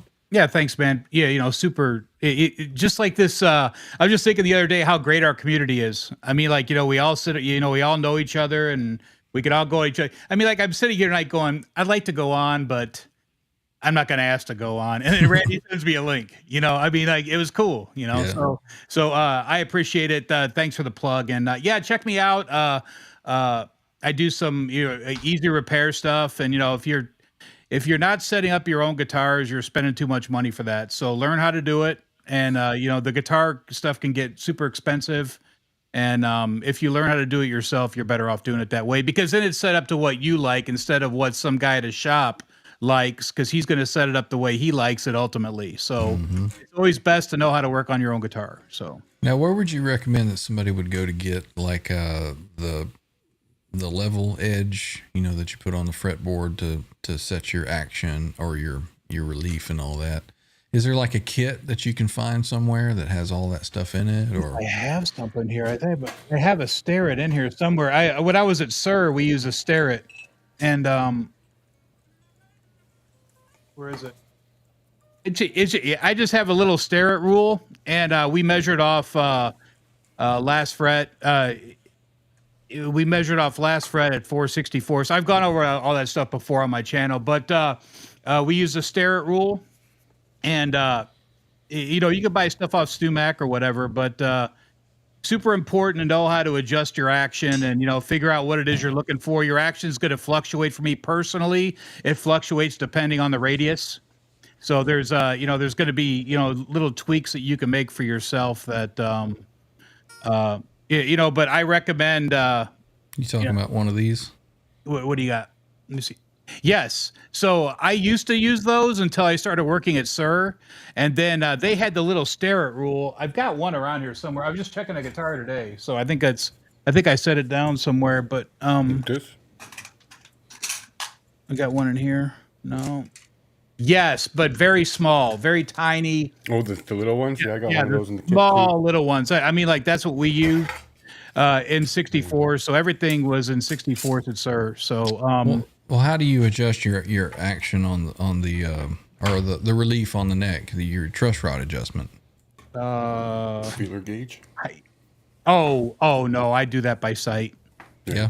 Yeah, I've got that all. You know, it's that's gonna be, some guys like a straighter neck, some guys like a little bit of relief in the neck. I personally like a lot of relief in the neck, but then you'll get in a pinch if you get on a heavier radius guitar. You're gonna be fretting out. You're gonna be, you know, it's gonna be choking, they call it. You know, because if you have too much relief and a stronger radius neck, you're gonna be choking. So you have to be. There's a very fine line, but you know, fortunately, I've done enough guitars now to where I can, you know, set them up pretty quick. Yeah, set them up pretty quick. This one, you know, surprisingly enough, whenever I get home, I usually let them acclimate because I live in Phoenix. So, you know, I bought this in California. I let it sit for like 3 or 4 days, you know, see if it was going to do anything, and it really didn't. In the summertime, it would do more because obviously it's going to be hotter out here. But my guitars swing drastically in the wintertime out here. So Blue Mock said yes, machinist rule. So that's what we, you know, the Starrett machinist rule, the small ones. I don't, man. See, it started to bug me now. I don't know where I've got a ton of them, but they're kind of pricey. But the ones Balls accurate. yeah, dead on balls accurate, exactly. And then the ones on StewMac are good too. So I mean, StewMac's got good stuff, man. They just ran a sale the other day. It was like 20% off, and I bought like 3 Floyd Roses. Those 84s. I bought their remaining stock. Oh wow. And then I got them, and then it's got the new saddles. The ones that are like the ones that you for the can block, they're like rounded on the corners, which kind of sucks because they won't accept the new or the older. I've got a ton of those FU tone titanium. That's one of the upgrades I usually do every time I swap out those locking blocks, because those locking blocks are usually worn out on the older guitars. Mm-hmm. And then you go to tune to pitch and the whole string pulls out because it's got it's worn out. Yep, a little groove or something. Yeah. So I usually just swap those out to titanium now, but And you prefer the titanium over stainless? We had that question last show. Which was better, stainless or titanium? I've always gone for stainless or for titanium, just because it's titanium. And when we were talking about the Pete Thorne stuff earlier, those saddles are titanium. Okay. Right. On that Floyd. Yeah. It's just the saddles. And that's cool. I mean, they got to have some kind of thing going. I was really surprised that John did that, but I think it was more Pete doing it and saying, I want to Pete saying, I want to use this bridge. And then John, the first time I saw John do that route for the D-Tuna was on who's the guy from David Lee Roth? Randy, who's the guy from Brian David Lee? Young? No, the new guy. Frankie? No, the guy who tours with Roth. Al Estrada? Al Estrada. Yeah, there you go. He was at John Sir all the time. And when I was there, and John routed that out. I thought that was the coolest thing ever. I was like, man, I want to do one of those. And what's the purpose of routing that though? Because typically you don't pull up. So well, because those bridges are they're recessed. So if they decide to drop the recess down, even if the bridge is floating or not, it's going to accommodate the detuner, or blocked. If that bridge is blocked or not, it's still going to accommodate the detuner if it goes inside the cavity. I think that's why they do that. And also to give you a little bit more. How many times have you gone to pull on your detuner and you have your fine tuner all the way down and you can't get it out? Well, never, because my fine tuner is always all the way up. Yeah, well, I've been to get one of these, before, man. And then that gives it even more fluctuation. Dude, there's a guy selling one of those locally, and I was going to hit him up and say, hey, are you looking for any trades? I've seen those. Those are cool, man. What are those called? The Tone Vice pitch shifter. Yeah, the pitch shifter. Yeah, I've seen those. Those are cool. Instead of pulling them in and out, you rotate them. You just rotate, right? Yeah. I might try one of those. There's a guy selling one of those Hendrix in locally, bro. I was going to jump on it, but then I said, God, I need another guitar. So I'm out in California. We went to Guitar Center. My kid's a Blink fan, and he bought the new bass that came out for that guy. What's that bass player? So I give him some money for the bass. I look over, and there's one of those striped Wolfgangs in the corner. And I go, oh, man. So I go over and I pick it up, and I taking bends on it, and I go, oh, this one plays good. And there's a bunch of pick scratches on it. So a guy walks by me, and I go, is this new or used? And he goes, it's new. And I go, I'm not paying for that, man. Ever since I've been gone from California, I thought about that guitar, how good it played. I was like, I probably just should have bought it. And then oddly enough, I'm looking at Craigslist here, and I'm looking at that Henrik. Or no, it wasn't Henrik, it was OfferUp. And it says $800 Guitar Center EVH Wolfgang striped. And it says available at Thousand Oaks, which is the Guitar Center I was at that day. Oh. So I told my son, I said, I think they rolled it to use because it had been played so much in the showroom that they're just looking to get rid of it. Right. So it's on its way to me right now. Oh, okay. Nice. So you did get it. So I was like, well, that worked out.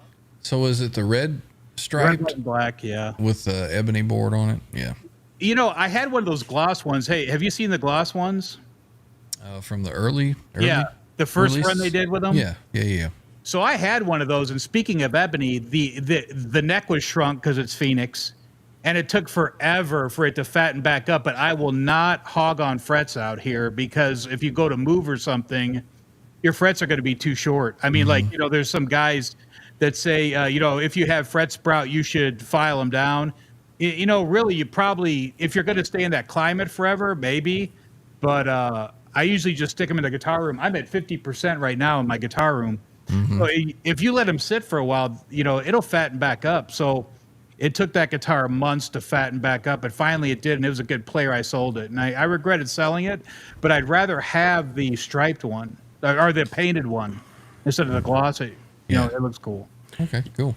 Yeah, this one shrunk a little bit 2 winters ago, and I never filed them, and now, I mean, they're pretty good now. It's fattened back up now.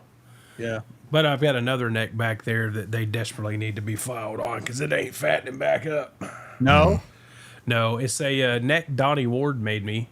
And it was raw, wasn't oiled or anything, so it's shrunk, and I think it's in its final stage of where it's going to be. So I need to file those.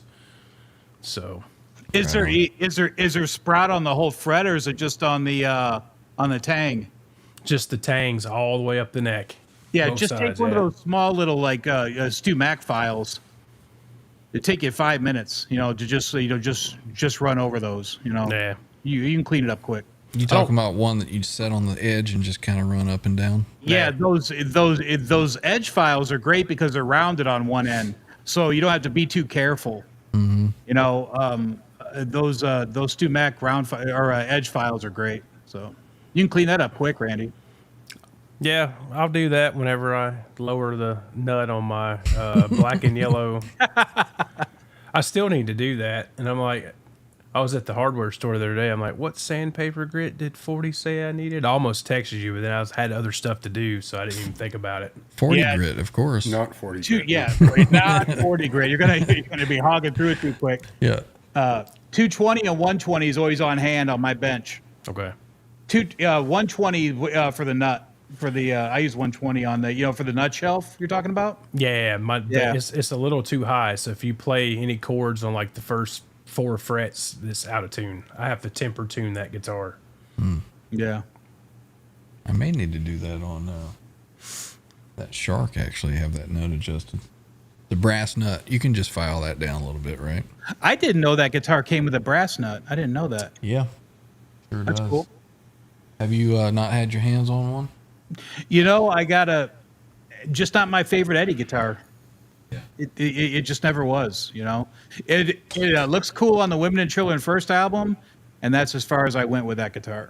Yeah, I was always curious about it, and I went into Guitar Center. This was one of those where I wasn't looking for it, Impulse buy. but when I walked by, pulled it down, played it, the action was really, really good, and it just sounded fantastic. It was one of those that, okay, if I leave it here, I'm going to be thinking about it.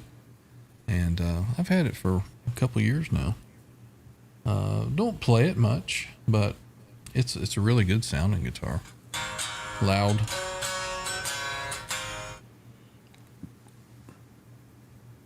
Yeah, those are cool. Funny enough, I walked into Guitar Center Phoenix, and there was a Star guitar in there for years. And then it was marked full price, and then one day I walked in there, it was marked to $700, and I bought it. Yeah, those dropped in value quick, didn't they? Yep. Yeah. I think they're back up now, aren't they? The Stars are back up. Aren't they going for $2,000 now or something? Ooh, I don't know about that. You're talking about the graphic ones. Yeah. Yeah, Yes. yeah, those are. Yeah, that one. The Ed version. Which the Stripe theory. The Stripe makes no sense. If you compare it to the original, it doesn't. It's nothing like it. Right. Right. Yeah, yeah. The Circles guitar is a little off too, but I think they do that shit on purpose. Yeah, probably. I've kind of lost a little faith in the EVH gear guitar stuff now, unless you get like a signature or the custom shop stuff. I haven't been on since I went to California, because I think I went on once by myself, but I remember we were talking about when I'm at the NAMM show to hit you up. And then Right. And you never went. I didn't go because those damn fires are right by my kid's house. So I was like, hey, man, we're going to stay close. Yeah. But I was watching other people, and it wasn't anything cool. I was sitting there going, it's the same thing as last year. I mean, the only thing that was somewhat cool is it looked like Sir had an actual booth this year instead of last year. Last year, they really didn't have a booth. It was very tiny. Mm-hmm. So, but they had a good booth this year. I like that MXR, that Rockman, that X100. I'm going to get one of those. Those are cool. And then I like the EVH custom shop single humbuckers.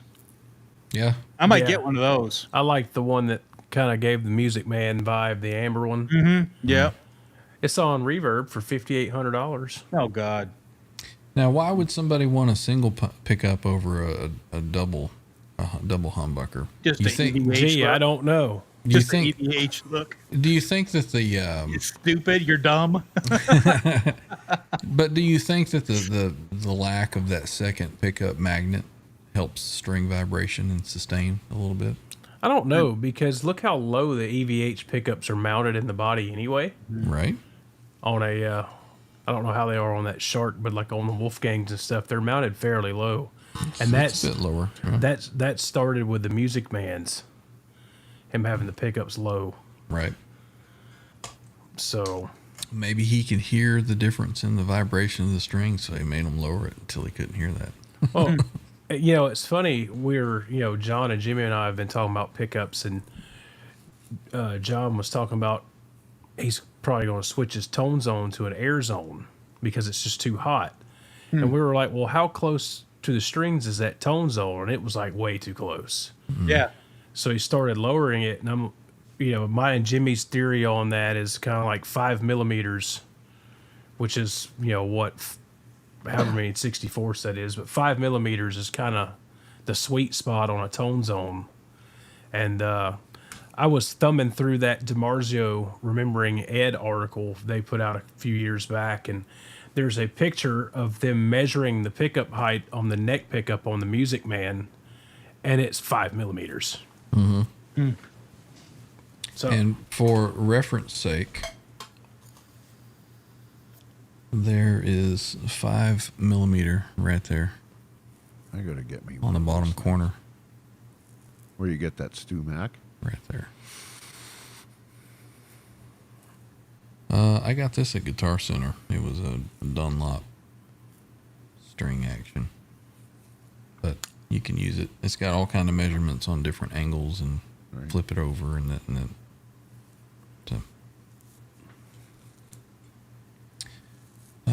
Jimmy Hey, Biter has connected. Did you buy any of those 2 millimeter picks yet, Ryan? No. Oh God, they're amazing. There weren't any local to me, so I was like, I got them on Amazon. I'm happy That's with where what I I've get got. mine. Yeah, Sorry, I I got get them on mine. Amazon. And Yeah. I figure if there's ever a time that Randy allows me to come pick him up and go to Guitar Center, I'll borrow one and see how I like it. Well, make sure he gets his hat. Yeah, that's, Then, that's he the can whole wear thing. his Yeah. hat, and maybe he'll give you a pick. Yeah, I'll trade you a hat for a pick, Randy. Right. do you need my address, bud? Or I'd be more than happy to say, man, I bought all this swag for the NAMM show. I got guitar picks made from Dunlop, and oh hell yeah! I got stickers, and I got all this stuff as swag, and I had a big backpack set up, and thinking that everybody at the NAMM show is going to know who 40 Grit is, right? So then I came home with all of it. Because he didn't go. I didn't go. Yeah. So it was Yeah, fun. that would be that would definitely be a trip that I would like to make eventually over to NAMM. I thought about it this year, but then the fires happened, and I was like, no, Yeah. ain't gonna do it. Well, the thing too with you couldn't see the Fender EVH Charvel Jackson stuff unless you were, because that was all they did. What Gibson did, it was invite only. Yeah, for dealers. Well, I mean, if you had a dealer tag, you could have got in there. I'm pretty sure Fender was just a guest. Was a invite only guest list thing. Oh, really? Okay. Yeah, they had select however many YouTubers, and the rest were all of their custom shop dealers. Well, it just so happens we're YouTubers. Yeah. Well, if you guys decide to go like next year or something, we should all go. Yeah. And just I'm down. that'd be cool. Like to just go walk through together. That'd be pretty cool. Nam one day, Vegas for 3. Yeah. Me, Yeah. me and Jimmy will never be seen again. Parts on that. That's funny. Well, let's see parts of me 9 months later. Right. Any idea? what 14 paternity lawsuits. Oh, goodness. Well, gentlemen, Trev, John, Mike, I know that you guys are like 3 hours ahead. It's coming up on 11 p.m. for me. We've still got 50,000 watching. So if you guys want to carry on with your gear talk and We nerdiness, probably will. That's on Randy. Yeah. Yeah, I'm good. You know me, Randy. I'll stay here all night. I don't care. I'm going to good for split another out. hour. So I'm going to say thanks to everybody that joined us tonight. And we'll see everybody, or I will see everybody. Well, we will see everybody on Thursday for Transtrim Thursday. Hey, Ryan, thanks for having me, man. Mike, you are welcome anytime. So anytime we're on, doesn't matter what night, if you want to jump in, voice your opinion on something that we're wrong about, just shoot me a message, man. We'll get you a link. Or come on and be wrong about something you're right about. Either way. Yeah. Exactly. Yeah. So thanks for jumping on tonight. We'll see Yeah, everybody buddy. next time. And yeah, Transtream Thursday. We'll see you. Latest, everybody. See See you, you. man. Go. Just found a Sir Classic T on Craigslist. How much? $37.75. Fuck. Yeah, I'm gonna bounce too. I'm gonna go get something to eat and pick up the kid. All right, Trev. We'll See you, bro. It's all on the Thursday. See you, Trev. Now it's all up to me to run this. Because John don't know how to do it. Well, It's none of on us Randy do. now. It's all on Randy. It's always on. Cheers, all. See See you, bud. brother. Yeah, I don't know. I've got some Japan-made Charvels I'm heavily watching, except for that black, the Style 2 San Dimas, the telly body. I'm really leaning into that, but there's a white Japan Sam Dimas that I'm really looking into too. Are you still watching that Splon? I saw he dropped the price on it, but he still ain't dropped it enough for me. I'll tell you what, buddy. As soon as I saw that they had that Floyd Rose 1000 on it, I lost interest in that. A big old bass Instantly. plate on there. I said, that's that. And see, that's odd because I think the guy that bought that guitar might have swapped that out because I don't think Scott Splon puts 1000 series on his guitars. Huh. I know the guy swapped. I think it's the bridge pickup he swapped out. If you look, it doesn't match the neck. Mm-hmm. The cream color's off. Yeah, I saw that. So I don't Mike, think I'm do watching anything right now. What's that, John? Do you buy many guitars without playing them? You know, I actually talked about that last time I was live. Like, I'm at the point now to where I don't want to buy guitars anymore unless I touch them. Right. Yeah. Especially after I bought that. Hey, I love Sweetwater. I think Sweetwater's great and all that good stuff. But I really had a bad experience on that, on my Beretta. Right. On that, and I shouldn't have to spend $2,000 on a guitar and have to do what I had to do to that guitar to get it right. You know. Yeah. Are you saying the 55-point inspection is bogus? It's about as accurate as our 172-point inspection at car dealerships. right, Yeah. Right, no, Randy? no comment. Right.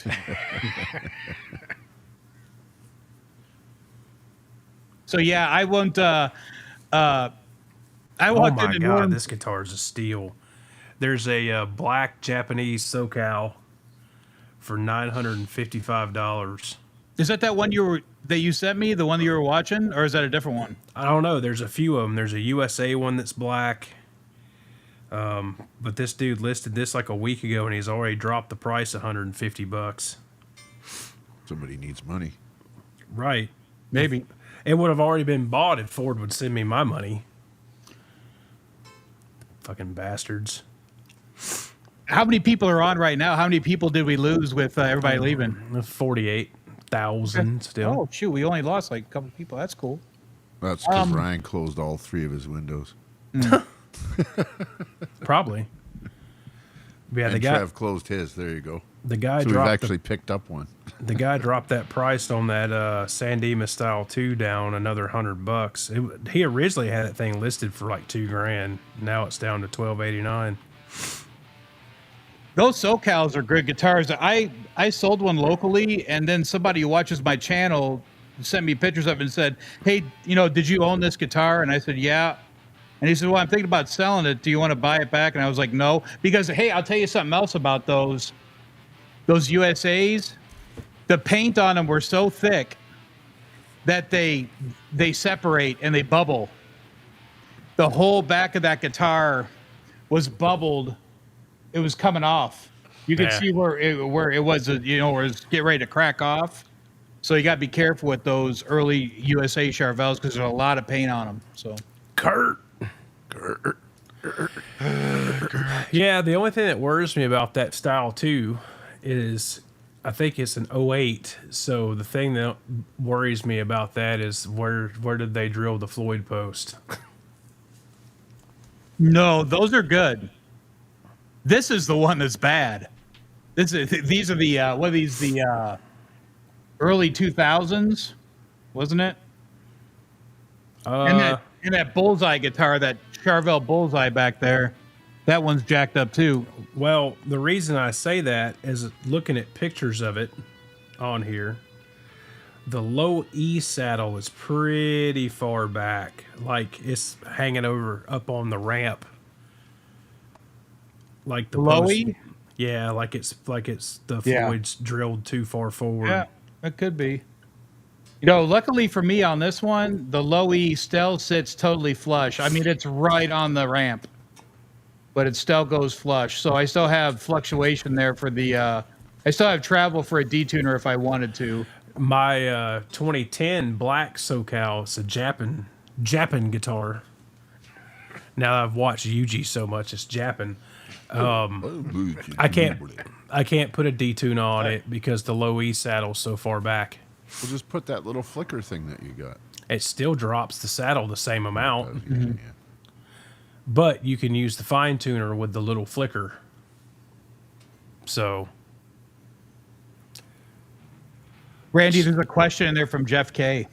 are you talking about the one that's black with the white pick guard? It's got a Wolfgang pickup in the bridge and a little 59 or? I got one of in the those. neck? The relic one? Yeah. I got one of those in the closet. I almost bought one of those about 14 times and never did for some stupid reason. But whenever they pop up, people want stupid money for them. Yeah, I got one. It's a. Isn't that a little screaming demon? Is it? It may be.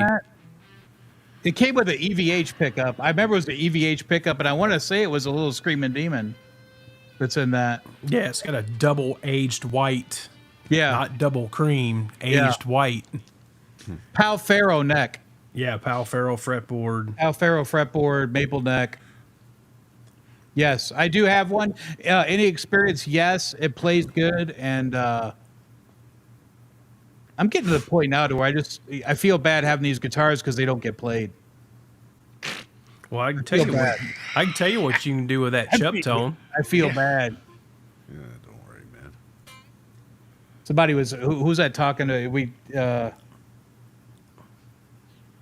Somebody said something about it one day. Oh, I told you about the 3-wood, right, Randy? About my buddy said I got too many 3-woods. Yeah. Yeah. Well, I got too many 3-wood guitars. You ever want to sell that? You want to sell that chub tone here shortly? I mean, Holy chub tone I got, man. I might know a buyer. I don't think I could get rid of that. That's the only chub I got. Kind of like what I think with the EVH, like all of them, right? They're all three woods or whatever. Yep, they are. Different paint jobs. Yeah. But they got stupid guys like me that'll buy them whenever they come out. Right. I was so hoping for a Rasta this year, the Rasta or the Rue guitar. I was hoping for something, and we got nothing. So. Robbie's got a question there. Yeah. That's that one that you saw the other day, Randy, and you said it was a good price. Remember that one you sent me? That was I think that was a Japanese one. Japan. Yeah, Rob's looking at the newer ones, the Hum single Mexican made ones. They're all right. I mean, just about every Mexican Charvel I've owned, which only have one now, because they've been sold. I've had to do a little bit of work to them.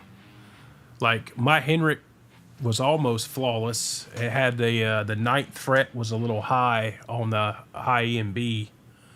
Had to do a little file real quick on that. Did you buy one of those Stumac fret kissers, or did you just do it with full? I didn't buy a fret kisser. I'll tell you what, man. I mean, for a high fret, check out the fret kisser, bro. That thing's badass. I mean, it was barely too high, and then it was one of those. I put a straight edge on it, and it rocked right there at the ninth fret. Because if you played anywhere else on the neck, it was fine, but when you got to like the seventh and eighth, it would kind of fret out a little bit. I figured out the ninth fret was just a smidge high, so I mean, it was 30 seconds to fix that. So, and it's been good ever since. And then, of course, I don't keep anything stock, so pickups have been swapped in and out of it, and That's the one with the neck pickup that I like that Willie did for you, yeah. Yeah. It's got That's that a good sounding guitar. both those pickups are Willie's pickups.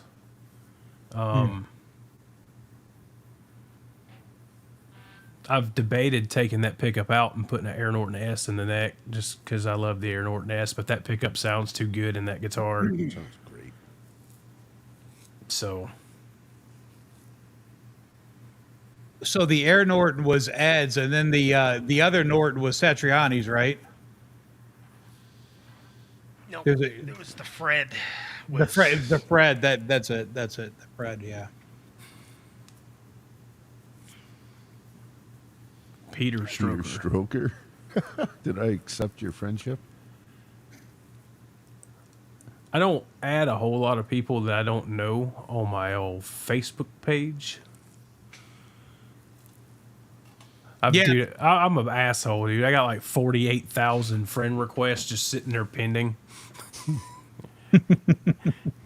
If you want to hit me up on the old Instagram, it's RVP5150. You want to be my friend, Randy? Yeah.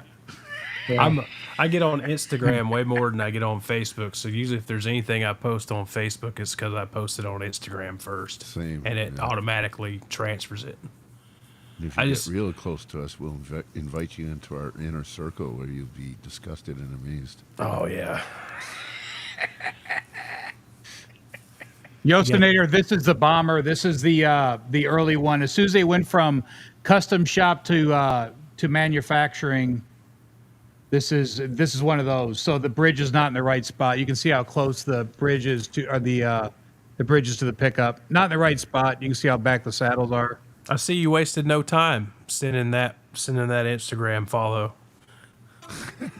Ah, Does it say Pecker Stroker too? No, it does not. I followed back. We're good. Oh, he follows old Rockin' Chippy as well. Cool.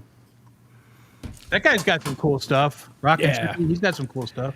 Yeah, Alex is awesome. His name's Alex. He's got a bunch of cool shit. He's got cool Def Leppard stuff. He's got a badass like 80s G.I. Joe toy collection as well. Oh, I saw it. Yeah, I saw it. Yeah, he's got a ton of the guitar he's got that like really envies me or makes me envy him is the he's got one of the PC1, the walnut PC1s. And it's just got a fucking killer like flamed walnut top on it. And I always liked those guitars, but they were so fucking expensive when they came out. And I mean, the PC1s are expensive anyway. Why? This is my question to Jackson. Why have they not put out a Pro Series, or a Made in Japan series of the PC1 that's, in the $2,000, $2,500 price range? Because everybody's buying the expensive one. Yeah, and they're $4,500, $4,800 gray bucks. one. I got the gray one. You see my gray one, right? Yeah. Yeah. That's a cool guitar to have, though, man. I mean, if you want a sustainer, that one was done right. Yeah. Todd's got a question for you. What's that, Mike. Todd? What's favorite Grits 40 guitar on the wall? It's like asking which child you like the best. Yeah. I mean, the favorite guitar I could grab right now is probably this one. My green build.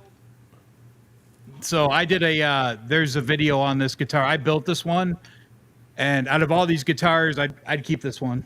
Out of all my guitars, I would keep this one. So, because it's just, oh my God. I mean, like the bends on this thing are just effortless. So, I mean, it comes down to playability. I mean, if you're talking about what's your coolest guitar that is worth something and you want to hold on to it, I don't know. I like the Bones guitar, I guess. Yeah, I've never played the Bones guitar. It's not even set up. All those Van Halen guitars are set up. The Wolfgang set up. I did a video on that Wolfgang. The neck angle is off on that. So if you haven't checked out my channel, there's a really good video on that the gray Wolfgang, the neck angle. I think that's why the guy sold it locally. I got that guitar for $2,000. And I got it. The action was like a mile out the fretboard. I got it home. I adjusted the neck. And then I started looking at it. And I said, well, the neck's not in the right place. So I changed the neck angle on it. And I did a video on it. So if you ever want to learn how to change neck angle, you can do it on that video. But yeah, I mean, if I had to grab any, if the house is on fire, I'd grab this guitar. So let's see. This is the Air Norton, the little Air Norton, and the RTM. I just don't get on with the RTM, man. That thing, that pickup's super bright. Not for me, bro. Really? That's an Aria Pro II. Even Warren says it's super bright. Really? Yeah. Oh man, They designed it that way on purpose. My ears are getting old. I don't think Warren likes the RTM, bro. Like I've said a million times, you know, doing videos about. So those rack guitars over there, that bomber's the performance. Right. So There's 40 Grits channel, guys. The link cool. is in there. Thanks, man. Kenny said that Warren's still using JBs. That I don't know if that's true or not, but he said that when his guitars come down, before he goes on tour, performance guitar goes through Warren stuff, I think. And he said that there's still JBs in all of his guitars. So, I mean, that's his classic sound. yeah, makes sense. So, Yeah, I don't know. I bought one of those RTMs when they made it a non-custom shop pickup a Uh-huh. couple years ago, yeah, and I put it in my my Wild Card 3 because that's my easiest guitar to test pickups in, because it's very neutral sounding on its own and it's one knob. So I put one in there and it stayed for about 3 weeks. I'm like, man, this thing is super bright. So I took it out, and I think I bought one of those. what'd you replace it with? Well, I put a Kramer Eruption pickup in it next to see if it really sounded like the Wolfgang pickups, the PV Wolfgang pickups. And there's like some frequency in that Kramer Eruption pickup that just like nauseated me, like literally nauseated me. So that came right out, and I put a Super 3 in it, and it still has a Super 3 in it. Oh, that's right. Yeah, that's a good pickup, bro. That Phil Collin pickup's badass. Yeah, I actually really like that Super 3 pickup. It's just, I mean, it's a low-end, low-mid sledgehammer. But when I was playing through an all-digital setup, it didn't matter that much. But now that I'm playing through, you know, a 3/4 analog setup. Without a power amp. And the nuances of all those different pickups really stand out. So I'm fixed to be in the process of doing a lot of pickup swaps for all the main guitars I play on the show. You Are know, you still going with the unifying thing, Randy? yeah. I mean, I'm just right now. It's kind of like, am I going to go Tone Zone or AT1? I really like the Tone Zone. It's probably my favorite pickup ever, but I really like the AT1 as well. The treble on the AT1 is a little bit smoother than the Tone Zone. What's in the Henrik? It's a JB, right? That's what they come with stock, but that's not what's in mine. What's in yours? Mine is Rocket pickup? Yep, mine's a Rocket Flamethrower 2. Yeah, that guy still didn't contact me. So here. He's been, I don't know what his deal is. I know he's been busy with, he's had some family stuff going on. So, Peter Stroker, what is a WCR pickup? That's a Wayne Charvel, the WCR. Yeah. That's what he's asking. You guys don't know much about the WCR pickups. I assume that's the old. Maybe I don't know. I don't know. If I don't know, I probably don't know about it. Yeah, I don't know. Yeah. Never heard it. the bridge pickup in this guitar is his Flamethrower 2. He's got the Flamethrower 2, and the Flamethrower D. And the Flamethrower D is like a PAF on steroids. It's like 18K. You know, this is I think it's an A5 magnet. This pickup is a DeGaust A4 magnet, and it's around, I think it's right around 15K. Maximum headroom is the nickname of this pickup. But the neck pickup is what really shines in this thing, man. It's I told him, I said, I want a single coil. I said, if you can make it noiseless, you know, even better. But I said, I want it as hot as you can make it. I said, but I don't want any of that glassy, chimey, high-end shit. I said, I want fat and rude. And I like the color, Maddie. you know, kind of like P90ish in a way, but real fat and creamy sounding with none of that glassy high-end ear-piercing shit on especially running a single on a 500K pot, man, they get really piercing. So he wound it, and he's like, man, I made a noiseless one, and I can't quite get it the way I want to get it. So I made another one that's a standard single coil. And he goes, Dad, I've got that thing wound tight as fuck.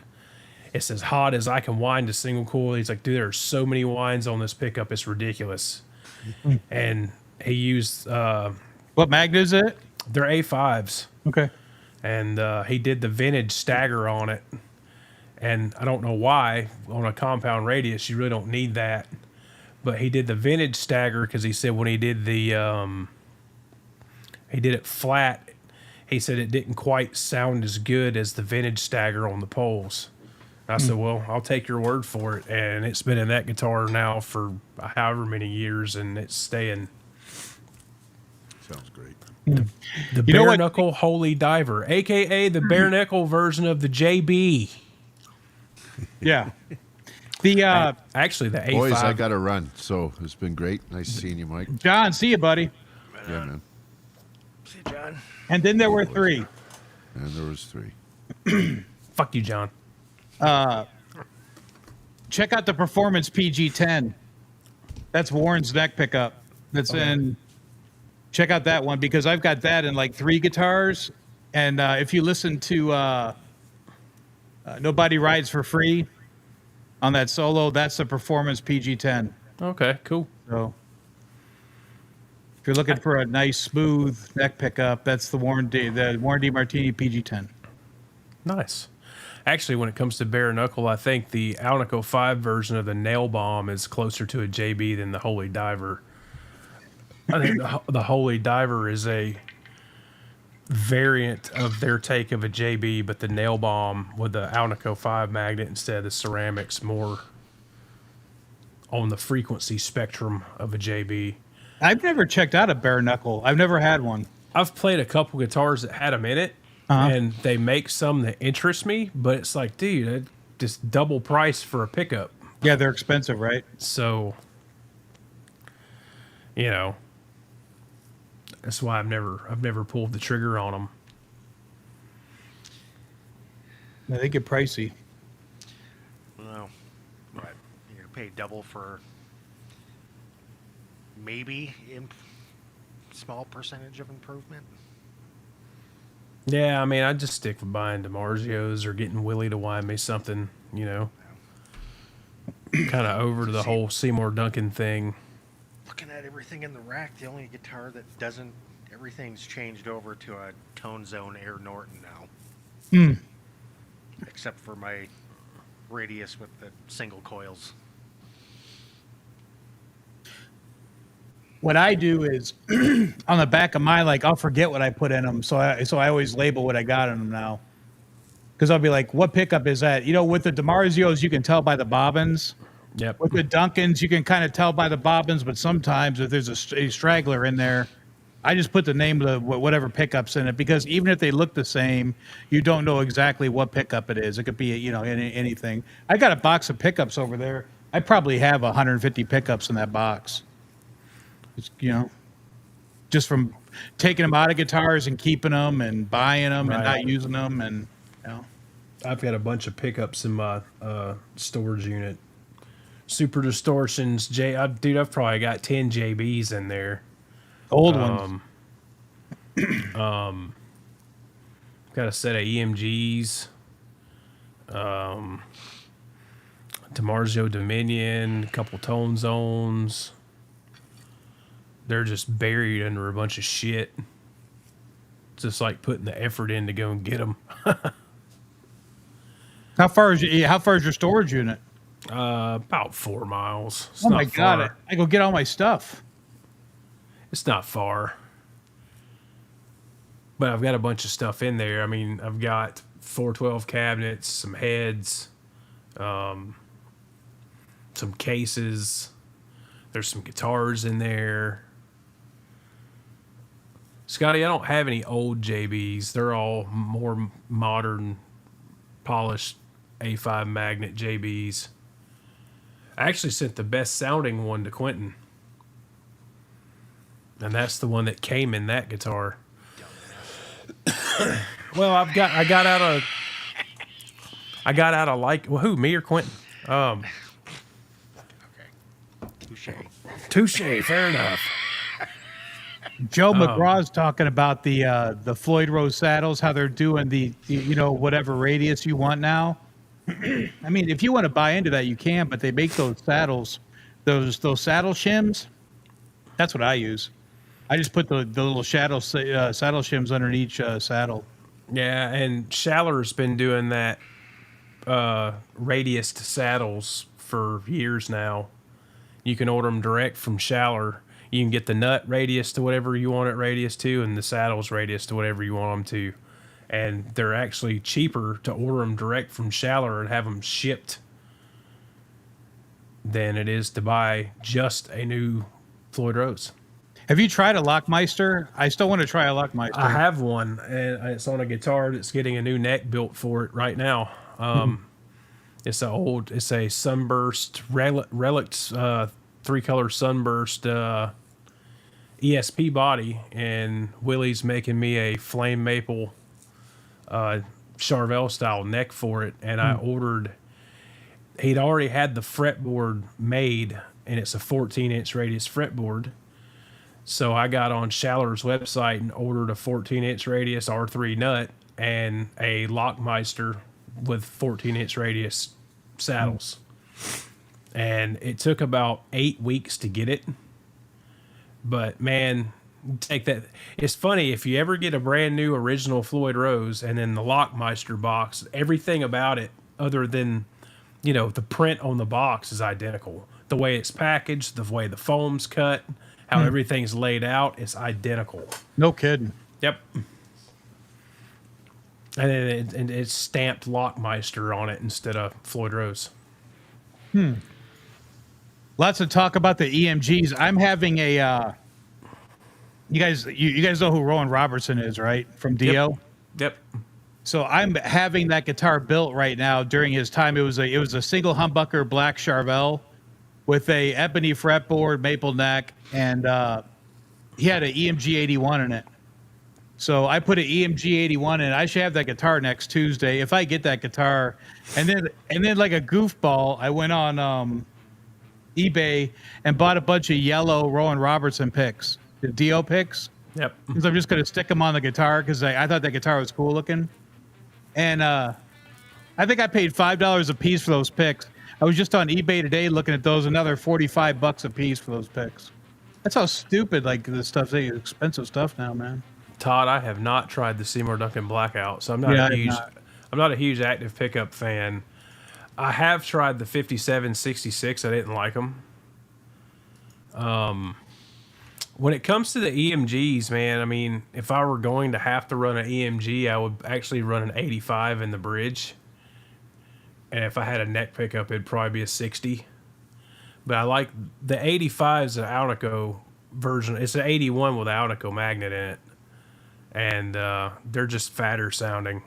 I mean, if you want that 81 sound, get an 81.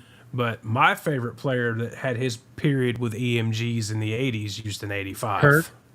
Nope. Who was that? Oh, Gary Moore. Gary Moore.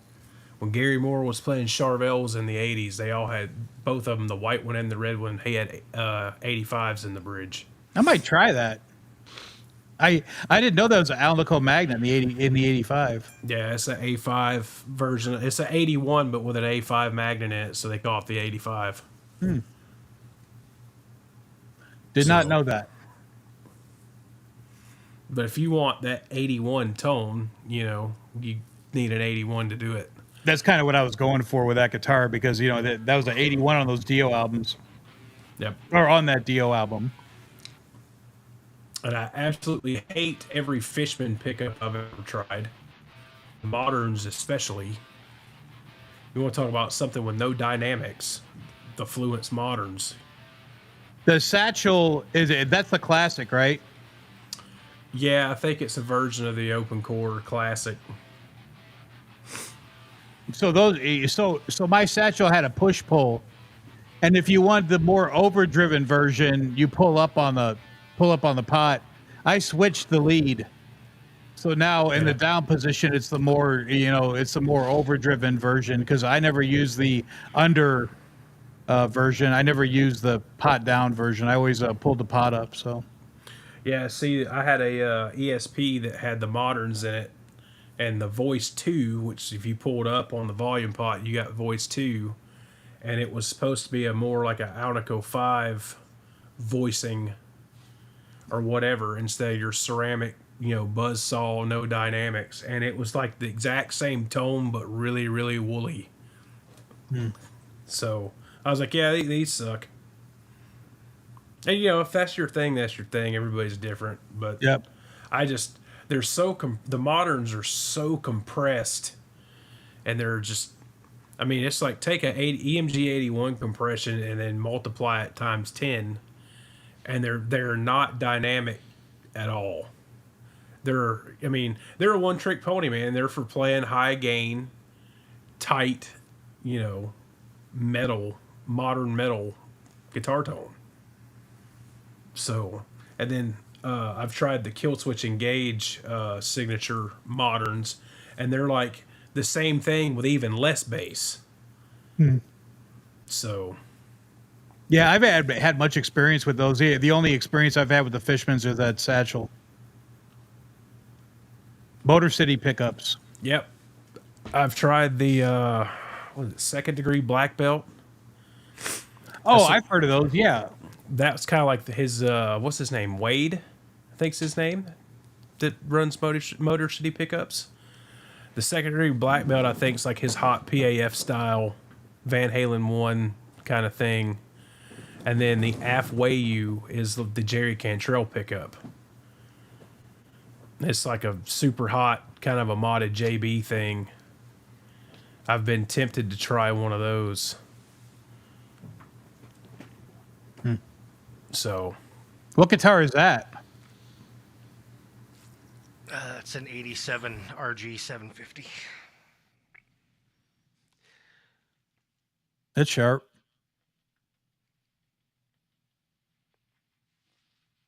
The only reason I bought it is because it patinaed out pretty good. Turned to a nice cream color. Yeah. From white, and then I just took the pick guard out, the original pick guard out, and replaced it with one from Pearl Guitars with just humbucker, and got rid of the middle pickup. But still kept all the knobs. I left the whole pick guard as a whole. Needs a maple fretboard. And then, that's sharp looking. Yeah. Yep, turned out nice. Came right from Japan. Did you have to pay duties when you got it? Not on this one. No. I think the other, my SI 850, I had to pay like $54, which not bad. Where do you live, Jimmy? In Bozeman, Montana. Okay, you're in Montana. Randy, you're in Georgia, right? Atlanta? I'm about 35, 40 miles east of Atlanta. Okay. Did you get your truck out of the ditch? Oh, yeah. No harm, no foul. It's all good. All right. How many people we got watching now? 45. God, it's not dropping. 40, I feel bad getting off. 46. People want to do is talk about nonsense. It's just nonsense. 15 below right now. Oh my God, it's cold. Yeah, it's not that here. It's 41 here.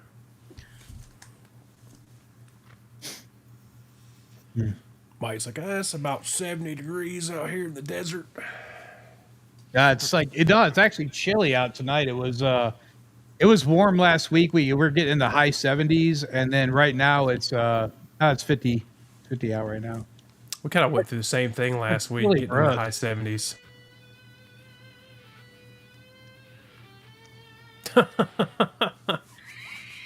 Blue Mox. We wish Sugar Tush all the best.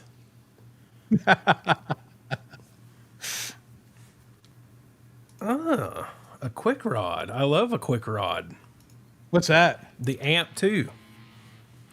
The Splon quick rod. Not familiar. Oh, dude, this is like one of the best modded JCM 800 things out there. Oh, really? And they're priced really, really well. They're like $2,500. Huh. And you've got like, it's got multiple voicings. It's 2-channel amp. The channel 1's like your clean, and it's got like a light crunch. And then your channel 2's your overdrive channel. And you've got like the normal second gear and third gear. And I think the normal mode is like a plexi gain. And then second gear is like a hot rodded 800, like a Jose 800. And then third gear is just like gain monster 800. How about that new Jose? What do you think about the new Friedman? I think it's pretty cool. I know Scotty's all about, I got to have one.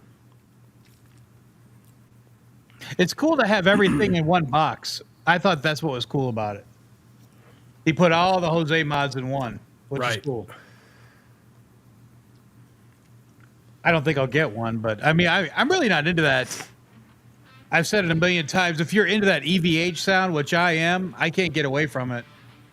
So, you know, I started this whole synergy thing with an Engel Powerball. It's just I wanted like the super uber modern high gain, and I mean, and then Jimmy sent me the Fryet Deliverance, which is awesome. Everybody seems to love the way that thing sounds whenever I use that module, which I use it for a lot of the lighter tracks we play on, or like if I play like Docking or something, I use the Deliverance, and I just kick my overdrive on for the solos. And then I bought the Friedman module, the BE Deluxe, and I actually really, really like that module. I mean, of course, me, I mean, I've got it on as much gain as I can get out of it. The saturation switch is on. Both channels are in the HBE mode. And I've got one channel's dialed in for, you know, a good rhythm sound playing covers. And then the other is dialed in for a high gain lead sound for playing, you know, what we do over backing tracks, you know. And it's funny how differently I've got them EQ'd. I've got more bass and more mid-range on the lead sound, and a lot of the treble just chopped, because it does do that Marshall thing where it's got so much bite in the high end that it can get harsh. So I got the treble rolled off a pretty fair bit to warm it up. But I mean, I think it sounds great. And one thing I do on my Sin 2 unit, Do. what I do that I don't think Jimmy does is I actually use a little bit. It's got a sag switch to kind of emulate the tube sag. And I do run my sag switch my sag dial up at about 10 o'clock. Jimmy, you don't use any of the sag, do you? No, it's off. Well, when you bump the sag up, you bump a little gain into it as well. So I like gain. Gain is good. I've got that IRJ. I got that Friedman IRJ, and that thing just sounds fantastic going directly to the Roadcaster. It sounds better than, we've had a lot of, R2's playing the IRX. John had an IRX. Steve Brand had an IRX, and John and Steve sold theirs. And I've seen a lot of people and heard a lot of people play the IRX and get rid of them. Mm-hmm. And that IRJ, to me, sounds a million times better than the IRX. Yeah. And I don't really care anything about the IRD, so. I mean, for as much as I'm on here playing, I got the I think the IRJ will be fine. Oh yeah, it'll be fine. I mean, I've heard it. I've heard you play your IRJ setup, man. I think it sounds great. Yeah, I was I didn't know how to hook up anything. You know how we were talking about that early on. I didn't know how to hook up anything. I just plugged it in. I was like, God, that thing sounds good. I sat in here and dialed it in, and then got it dialed in. It sounds great. No complaints. No, it sounds awesome, and it doesn't seem to have. There was a period there with the IRXs where a lot of people had complaints about noise issues with them, and some other stuff, and I don't see the IRJ having those complaints on like the Friedman users group and all that kind of stuff. So, yeah. Did you? Oh, speaking of IRJ, did you see that Jakey Lee and Rudy were invited to that Ozzy show? I did. God, that's so cool, man. I really hope that happens, because how cool would that be to see Jake play with Ozzy? I mean, although Ozzy's probably be sitting in a chair, Oh, he supposedly can't walk anymore. Yeah. It's sad. Just duct tape 2 mic stands to his legs so he'll stay straight. Is he going to bounce in the wheelchair? Yeah. Yeah. Yeah. I mean, it's sad, at where he's at now. But I mean, dude, the fucking guy's like almost 80 years old. Yeah. And let's think of the 60 years of rock and roll and drugged and drinking career he's had. I mean, It's amazing he's made it this long. Yeah, he's lucky he's still here. And, Sharon says that, he can sing as good as he ever has. It's like, I don't know. I don't know. I mean, they're playing standard tune stuff down a step and a half the last tour he played. So, That's how Whitesnake was when I went and saw him with my buddy Harry, Atomic Guitars out here. They built guitars for Hulkstra and for Reb Beach, and he had backstage passes, so we went to the show, and I swear they were down a step and a half. So. Pete, I don't think, or Peter Stroker, I don't think that was all Ozzy, bro. I think that was mainly Sharon. Mm-hmm. Her and Wendy Dio have that reputation. Mm-hmm. I mean, even like when Vivian was fired from Dio, he blamed it all on Wendy Dio and not Ronnie. And I think Jake pretty much said the same about Sharon, that was a Sharon move. I mean, even George Lynch, when they hired Jake instead of George, said that was a Sharon Osbourne thing. That was over the hair of the guitar. She didn't like his green guitar. She didn't like his green guitar and didn't like his haircut. Didn't like his hair, yep.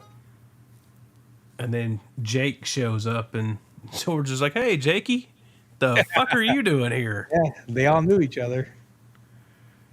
Yeah, and then, when George came back from that month or whatever it was, he was doing the sound checks in Europe. Warren was playing in Docking. Yep. So George played in Rat for a little bit, and then Yeah, they were so like, was, "What are we doing? Let's just go back to where we need to be." Yeah, so was Juan. Juan, and then Juan did the first album. Yep, Juan's on that first Dokken album before they got Pilsen, Yeah. and then Don Dokken screwed everybody over. Yeah. Wild Mick Brown lives in Cave Creek out here. I've got one of my employees sees him at the sushi bar all the time out in Cave Creek.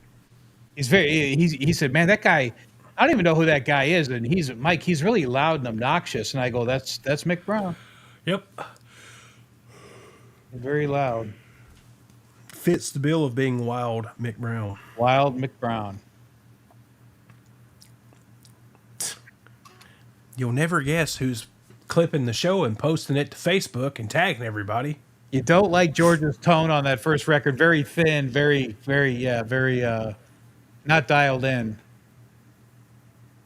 I got my kid Back for the Attack on vinyl for Christmas. Oh, that's my favorite Dokken album. I go, Nathan, Back for the Attack by far, in my opinion, is the best Dokken album they did.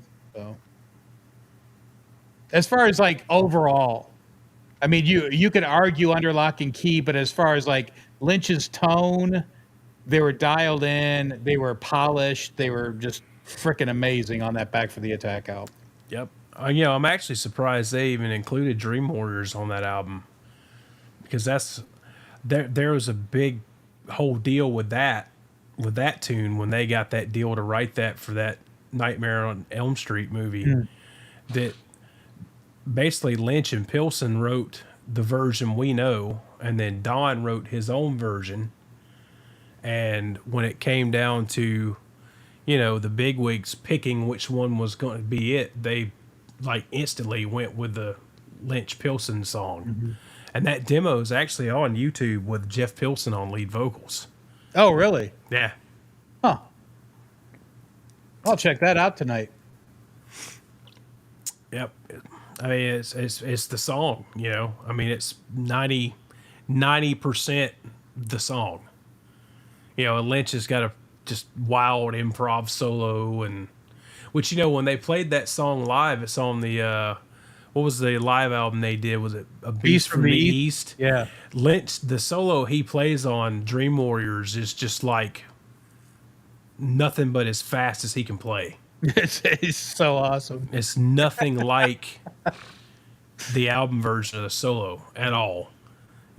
That's why when I started doing a cover of it, I was like, I'll get the gist of it in there, and just I watched several live versions of it, and just kind of threw in some shit that he did live in there with it for the stuff that I'd never really learned. Yeah. On how to play the solo perfectly. So it's like when I do Iron Maiden, The Wicker Man, I play the solo I play on it is more of what Adrian Smith plays live instead of the album version. And Adrian's changed that solo up like 4 or 5 times over the last 25 years that song's been out. So Scott says Dream Warriors is his favorite track on that record. oh man, there's so many good ones. God, there's so many Mr. good ones. Scary. I don't know, man. There's so many, like Heaven Sent, Heaven Sent's a good Standing in one. the Shadows. I mean, just like all those are, damn, it's hard to pick on that album. Yo Stater says, what's my favorite Rat record? Oh, Kiss of Death's on there too. Lost Behind the Wall. Yeah. Yep, Lost Behind the Wall is a great one. Cry of the Gypsy. That's a great song. That's a great tune. Like Sleepless Nights. Prisoner, that's another great tune. Night by Night. That whole album's awesome. Yeah. Favorite Rat album? I'm sitting here trying to like say it because I feel bad saying. I mean, like 3 bands true to my heart. Like you just can't cheat on them. Van Halen, Dokken, and Rat. I mean, it's hard to pick on the. If I could only so if I was going to a desert island and I could only take one Rat album. Invasion of Your Privacy is pretty good, but then again, Out of the Cellar, I mean, that's got Wanted Man and Wanted Man, and just got they're just burning. It'd probably be out of the cellar, man. yeah, you get Back for More, lack of communication. You know what album I thought they did was pretty good and then nobody cared was Detonator. Oh yeah, man. Shame, shame, shame. Yep. God, man, what a lick. Loving You's a Dirty Job. Yeah. Yeah, that's a great album too. Detonator was a good album. I've got that on vinyl. I guess it's kind of hard to find. Reach for what was the one before that? Reach for the Sky. Yeah, Reach for the Sky. Had Way That's a good Cool one, Jr. too. on it. What's it gonna be? Sweet Elena. That's or whatever the song. That's a cool tune. There, Way Cool Jr., the first, I don't know, we call it a single. That was an MTV video first off of that album. Oh, that's got I Want a Woman too, right? Yeah. God, man, that was huge. Chain Reaction. Chain Reaction's a great song. When I saw them with Jizzy Pearl, when they did that really small tour and they were playing in bars, Yeah. we opened up with Chain Reaction. It was awesome. I've only seen Rat once, and me being the young guy of our community, they were opening for Motley Crue. It was sometime in the late 2000s, 07, 08, somewhere in there, in that time frame. So I think that's when they didn't have a rhythm guitar player. I think it was just Warren. Yeah, that was no, that was the Rat self-title album with Over the Edge, and because Detonator was when Robin got sick, but he was still playing. Yeah. And then the Rat self-titled album, they had Over the Edge and Dead Reckoning and all that. There was no rhythm guitar player on that album. It was just Warren. Yeah, because they did the tour. I think it was Rat, Dokken, and Motley Crue. Mm-hmm. And Dokken was, I think it was everybody but Lynch. It was John Levin. Yeah. I don't remember what year that was. It was somewhere around that 09. That was maybe that was that 2010. Mirror thing that they did. That was or was that Red Beach era? No, I think you're right. It was John Levin, right? Yeah, it wasn't Red Yeah. Beats. Red Beats was late 90s, I think. Red Beach did that Mid 90s. Live from the Sun album. Yeah. Yeah, it was definitely John Levin. Because I was like, I don't care. George Lynch ain't there, you know. I played some Rat. That's funny.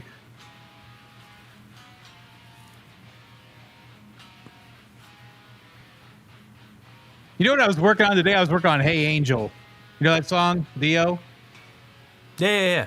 Yeah, I was working on that song today. I'm trying to figure that solo out. It's a cool song. It's a cool song. Scotty says an underrated album is Under the Blade from Twisted Sister. You know what? I heard that too. That Schenker played. Well, Schenker did that that Unplugged show, and then I did hear that Schenker played. It was briefly on played on Detonator. Yeah, I heard that as well. Then Warren On the joined tour. Whitesnake. Yeah, yeah. That's on. That's actually really odd to watch that show. It is. because it's Rat solos with Whitesnake tunes. You know, it's pretty funny. Right. Got that warm, mellow, bluesy solos of Warren instead of the, Steve Vai and Sykes. Well, it's kind of like the Slip of the Tongue Whitesnake album. I mean, that was a Vai solo album with David Coverdale on vocals. Basically. The story on that is just amazing, though. How, I mean, I felt bad for Adrian Vandenberg about that because I guess that album was almost done. And then he hurt his hand or something. And then Coverdale said, I want to finish it. He sent it to Vi, and Vi redid the whole thing. Vi redid the whole album.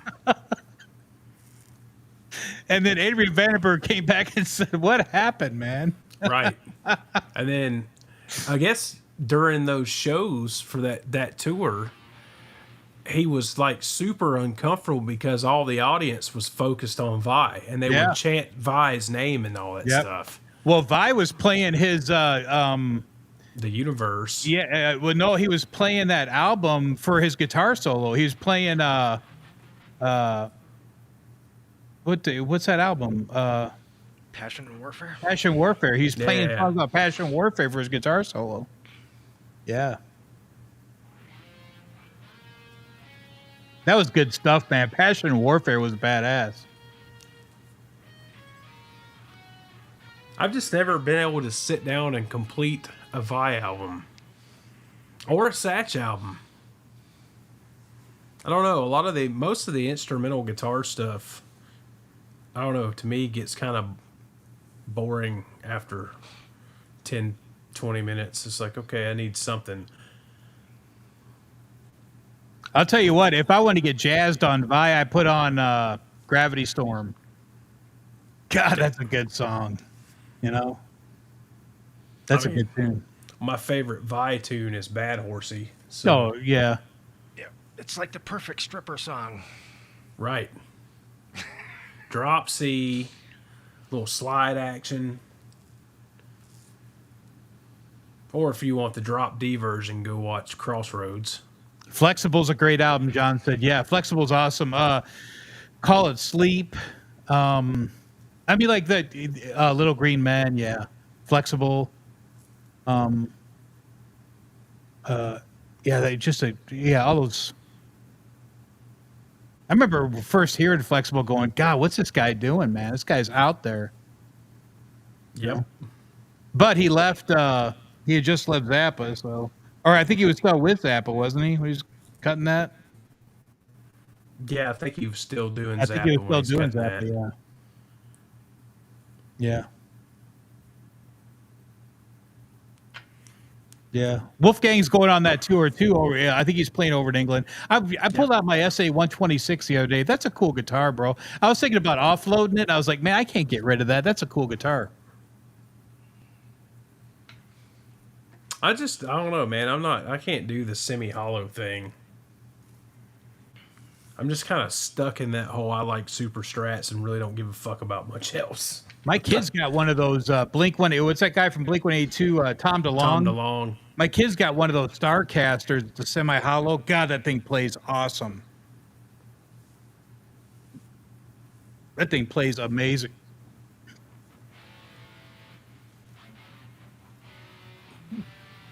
Yeah, I mean, I've got my Les Paul, and I've owned a couple Tellys and some other different shapes of things, and I don't know, man.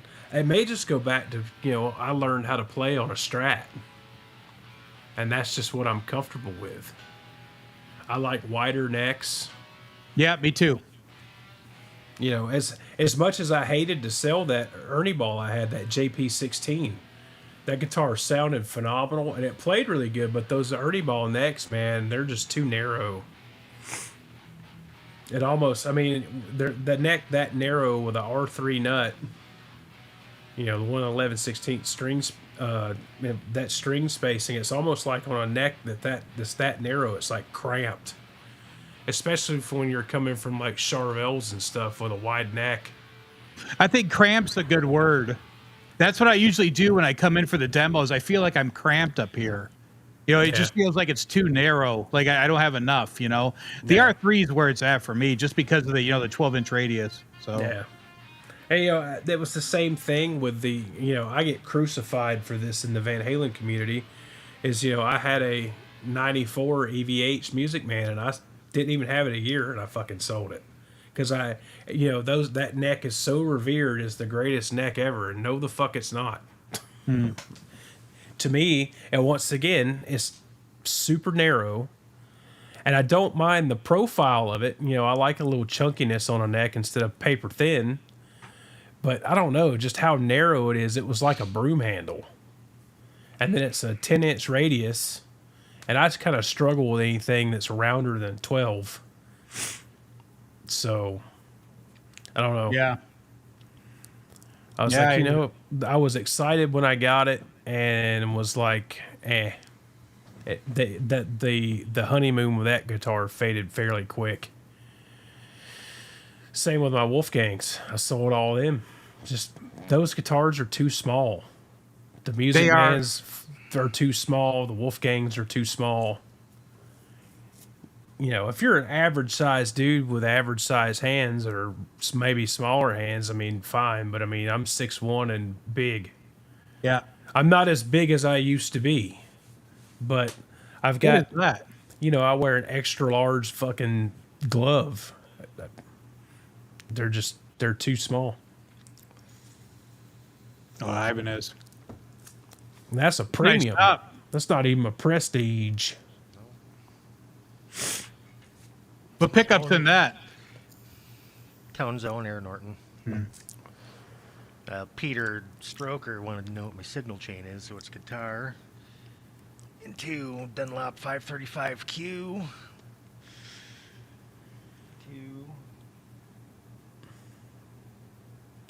All this shit. Oh I my got one of God. them on the way. Got one of them on the way. I've got that one on the right, and I've got one of the one next to it on the way. And then I've got that pedal too. I don't have the EQs.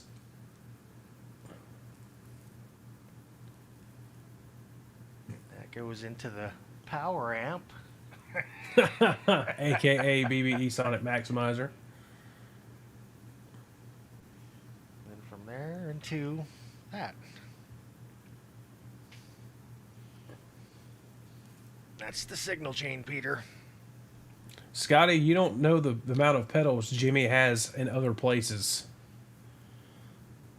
You mean, well, I got a little shelf of them right there. There's about 30-some pedals there. And there's- Scott's got like 3,000 pedals. Yeah. Peter, my signal chain is very similar to Jimmy's. He's got a little more in his signal chain than I do, but our setups are fairly similar to a point. We're both using Synergy stuff and some different modules. Well, he's using the BEBB and I'm using the BE Deluxe.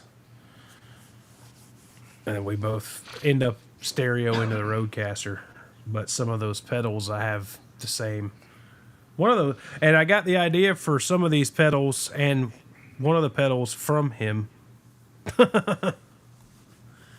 So, Jimmy's got the Synergy rig nailed for the direct situation. So when I decided to go the Synergy route, I'm like, hey, dude, what else should I buy? How should I hook this shit up?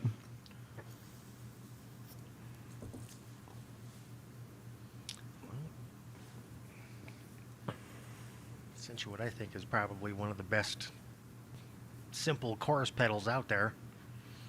So much so, I had to get the hardwired version. That pedal, that Digitech multi-course, man, that thing does so much for widening the sound. It's ridiculous.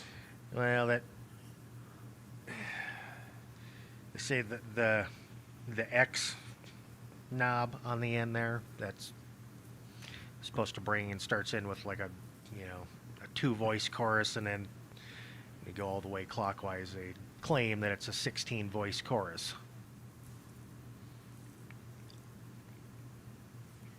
But I mean, it can get pretty wild. I think I got the X knob right now is at 3 o'clock.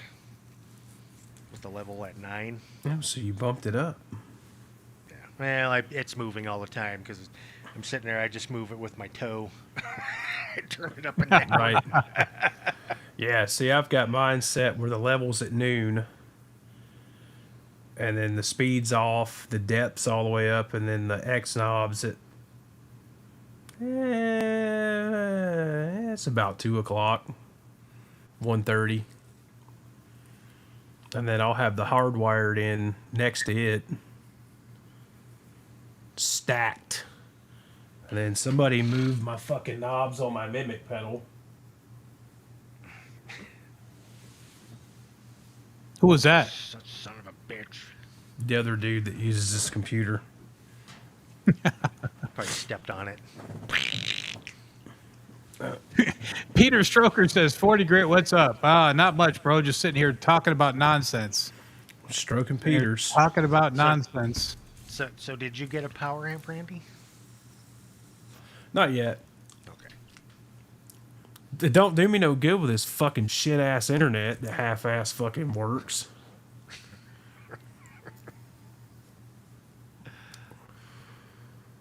I gotta plug in a cord because, like I said, this room's on the other side of the house, so I gotta run this long cord down the hallway just because so I won't be stalling.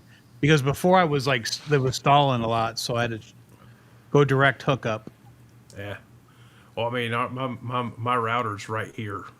It's like a foot away from my hand. Yeah. So the cable going into the computer is all of about 6 foot long. But we have Comcast, and Comcast fucking sucks. I think we have Verizon. I think that's what, or Cox or something like that. I don't know. It's not bad.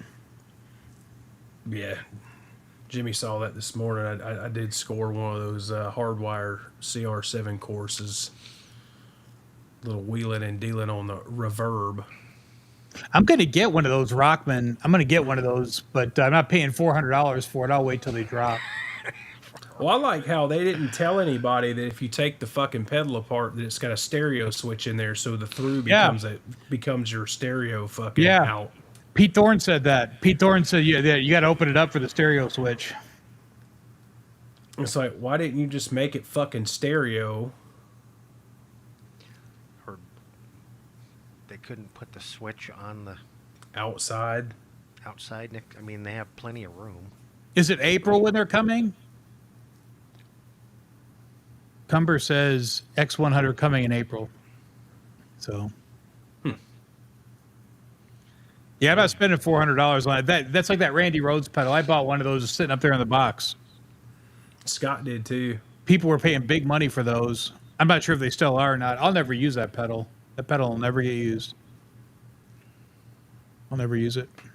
This will piss Scotty off. I don't like Randy Rhoads' tone.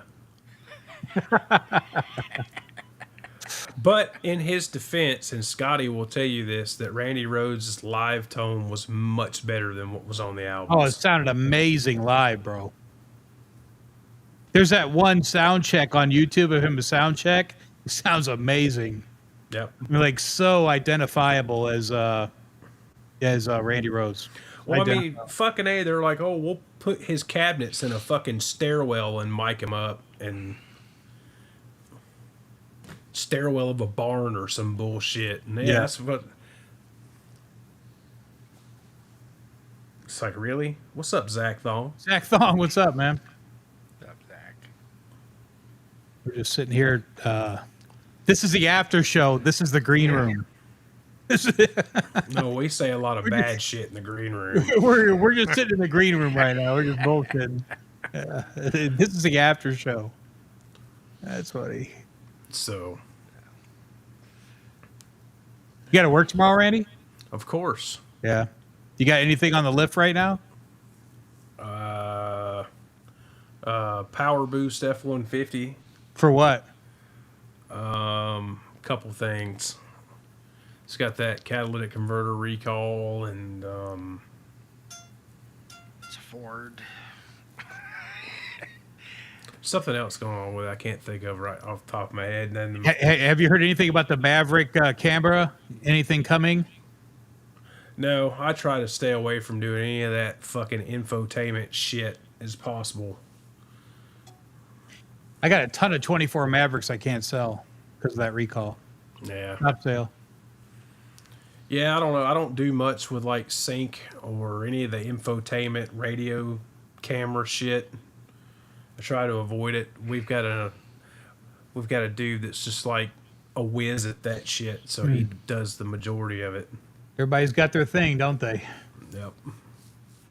I do mainly drivability, little line work, little electrical work. Yes, Warren has good tone, I think. But if I go to play through a Soldano, I have a hard time. Soldano depends on the cab it's going through. That's a huge fact. I mean, it's a big factor in any amp, but the Soldano is really picky about cabinets. I played one through one of those Friedman Butter Slats cabs. It's got like the 215s in it. Yeah. Dude, that Soldano sounded like shit. But it's the cab. If you go hook it up to a Soldano cab or a Mesa cab or something, and it would scream. So, yeah, Jake's tone's killer. Mm-hmm. I've never heard Jake have bad tone. No. I don't think it's possible. I think that dude's... Even when he's fucking... You see that clip where he... That one tune he plays that ES 335 on? There's a clip of him playing that tune, and he's... fucking guitar. He's done bent the guitar, whacked out of tune, and he starts laughing and tuning it in the middle of the song. Yeah. His tone on that shit was even good. Yeah, Jakey Lee knows tone. I would say. Scotty says he's played every 5150, no mids, too saturated, and boomy. Sounds like you can't dial a 5150 in. That's okay. No, not everybody can.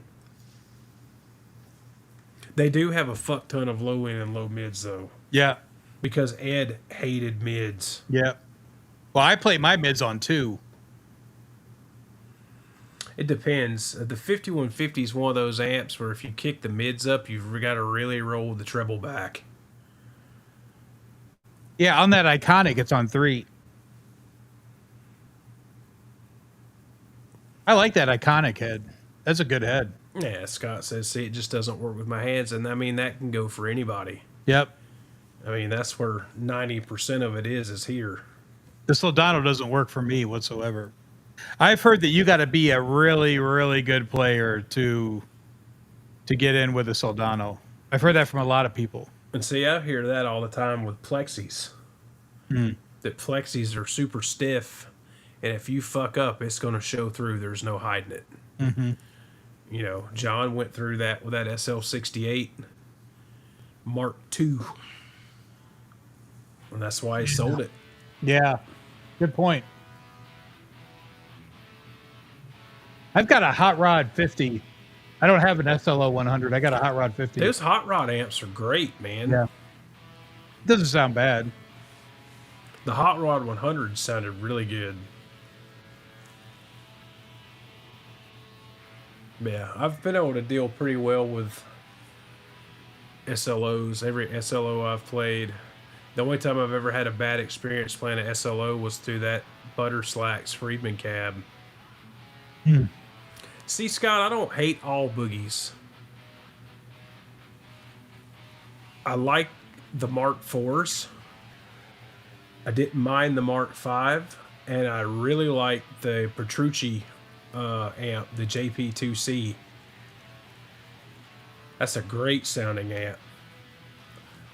I forget revision of the... There's one revision of the dual rectifier. It may be a G or maybe a F. I don't remember. That I like, and pretty much all the other rectifiers I hate. I had a triple rectifier solo. This is my first tube amp. I don't know what I was... Well, I know what I was thinking, but I don't know what I was thinking. But the time frame, you know, it was the early 2000s, so I had to have a triple rectifier and a PRS Custom 24. I don't own the rectifier or the PRS anymore. I do still own the rectifier oversized cab with the V30s in it.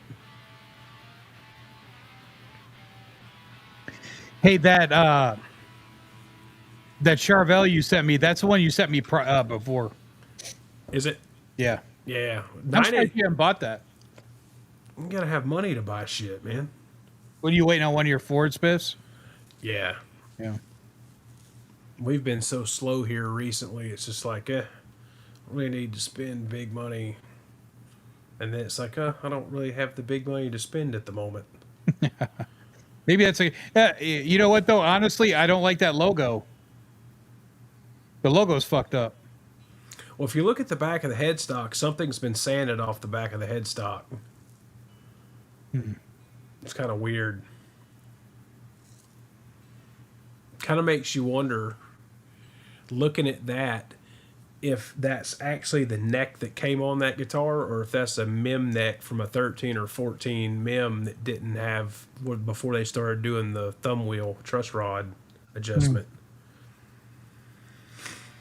Because the mem neck would have had the license by Fender or FMIC fucking shit on the back of the headstock on the mem neck.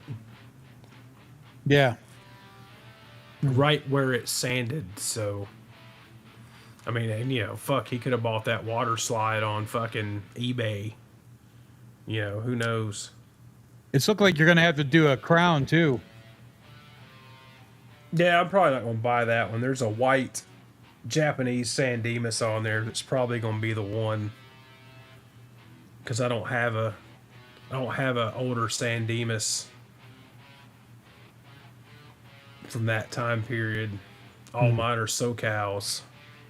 I want something without the pickguard, because what I'm going to do with it is I'll put cream pickup rings on it and double cream DiMarzios in it and make it kind of that throwback to that old pre-pro Charvel vibe.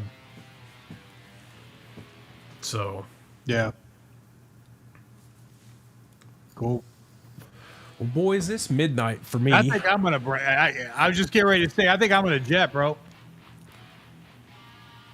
So, Well, hey, appreciate you having me. Thanks for sending me Yeah, the link, bro. And then thanks to the chat for keeping us on task. And appreciate talking to you guys. And I guess I'll see you when I see you. yeah, man, awesome. Come back in. You're Jimmy, like, nice buddy. guitars, bro. I try to waste a bunch of money on them. yeah. Could be drugs and hookers. That's funny. Well, I just don't have a rack big enough for those, Randy. Or the pain they cause you later. But yeah, Mike, man, we appreciate you coming on, dude. You're welcome on here anytime, like Ryan said. Cool, bro. I'll see you guys when I see you then. All right, man. Cool. Later on, bro. All right, have a good night, Yeah. bro. Take it easy, everyone. If I can figure out how to do this.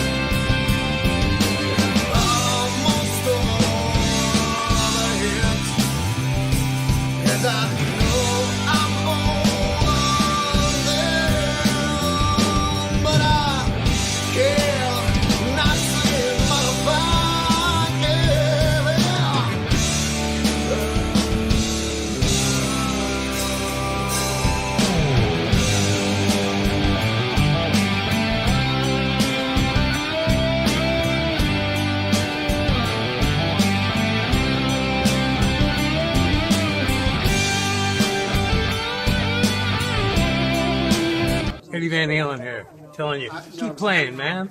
Gotta keep playing. It's the only thing there is. Music, man. Keep playing. All right? I'm gonna come looking for you if you don't.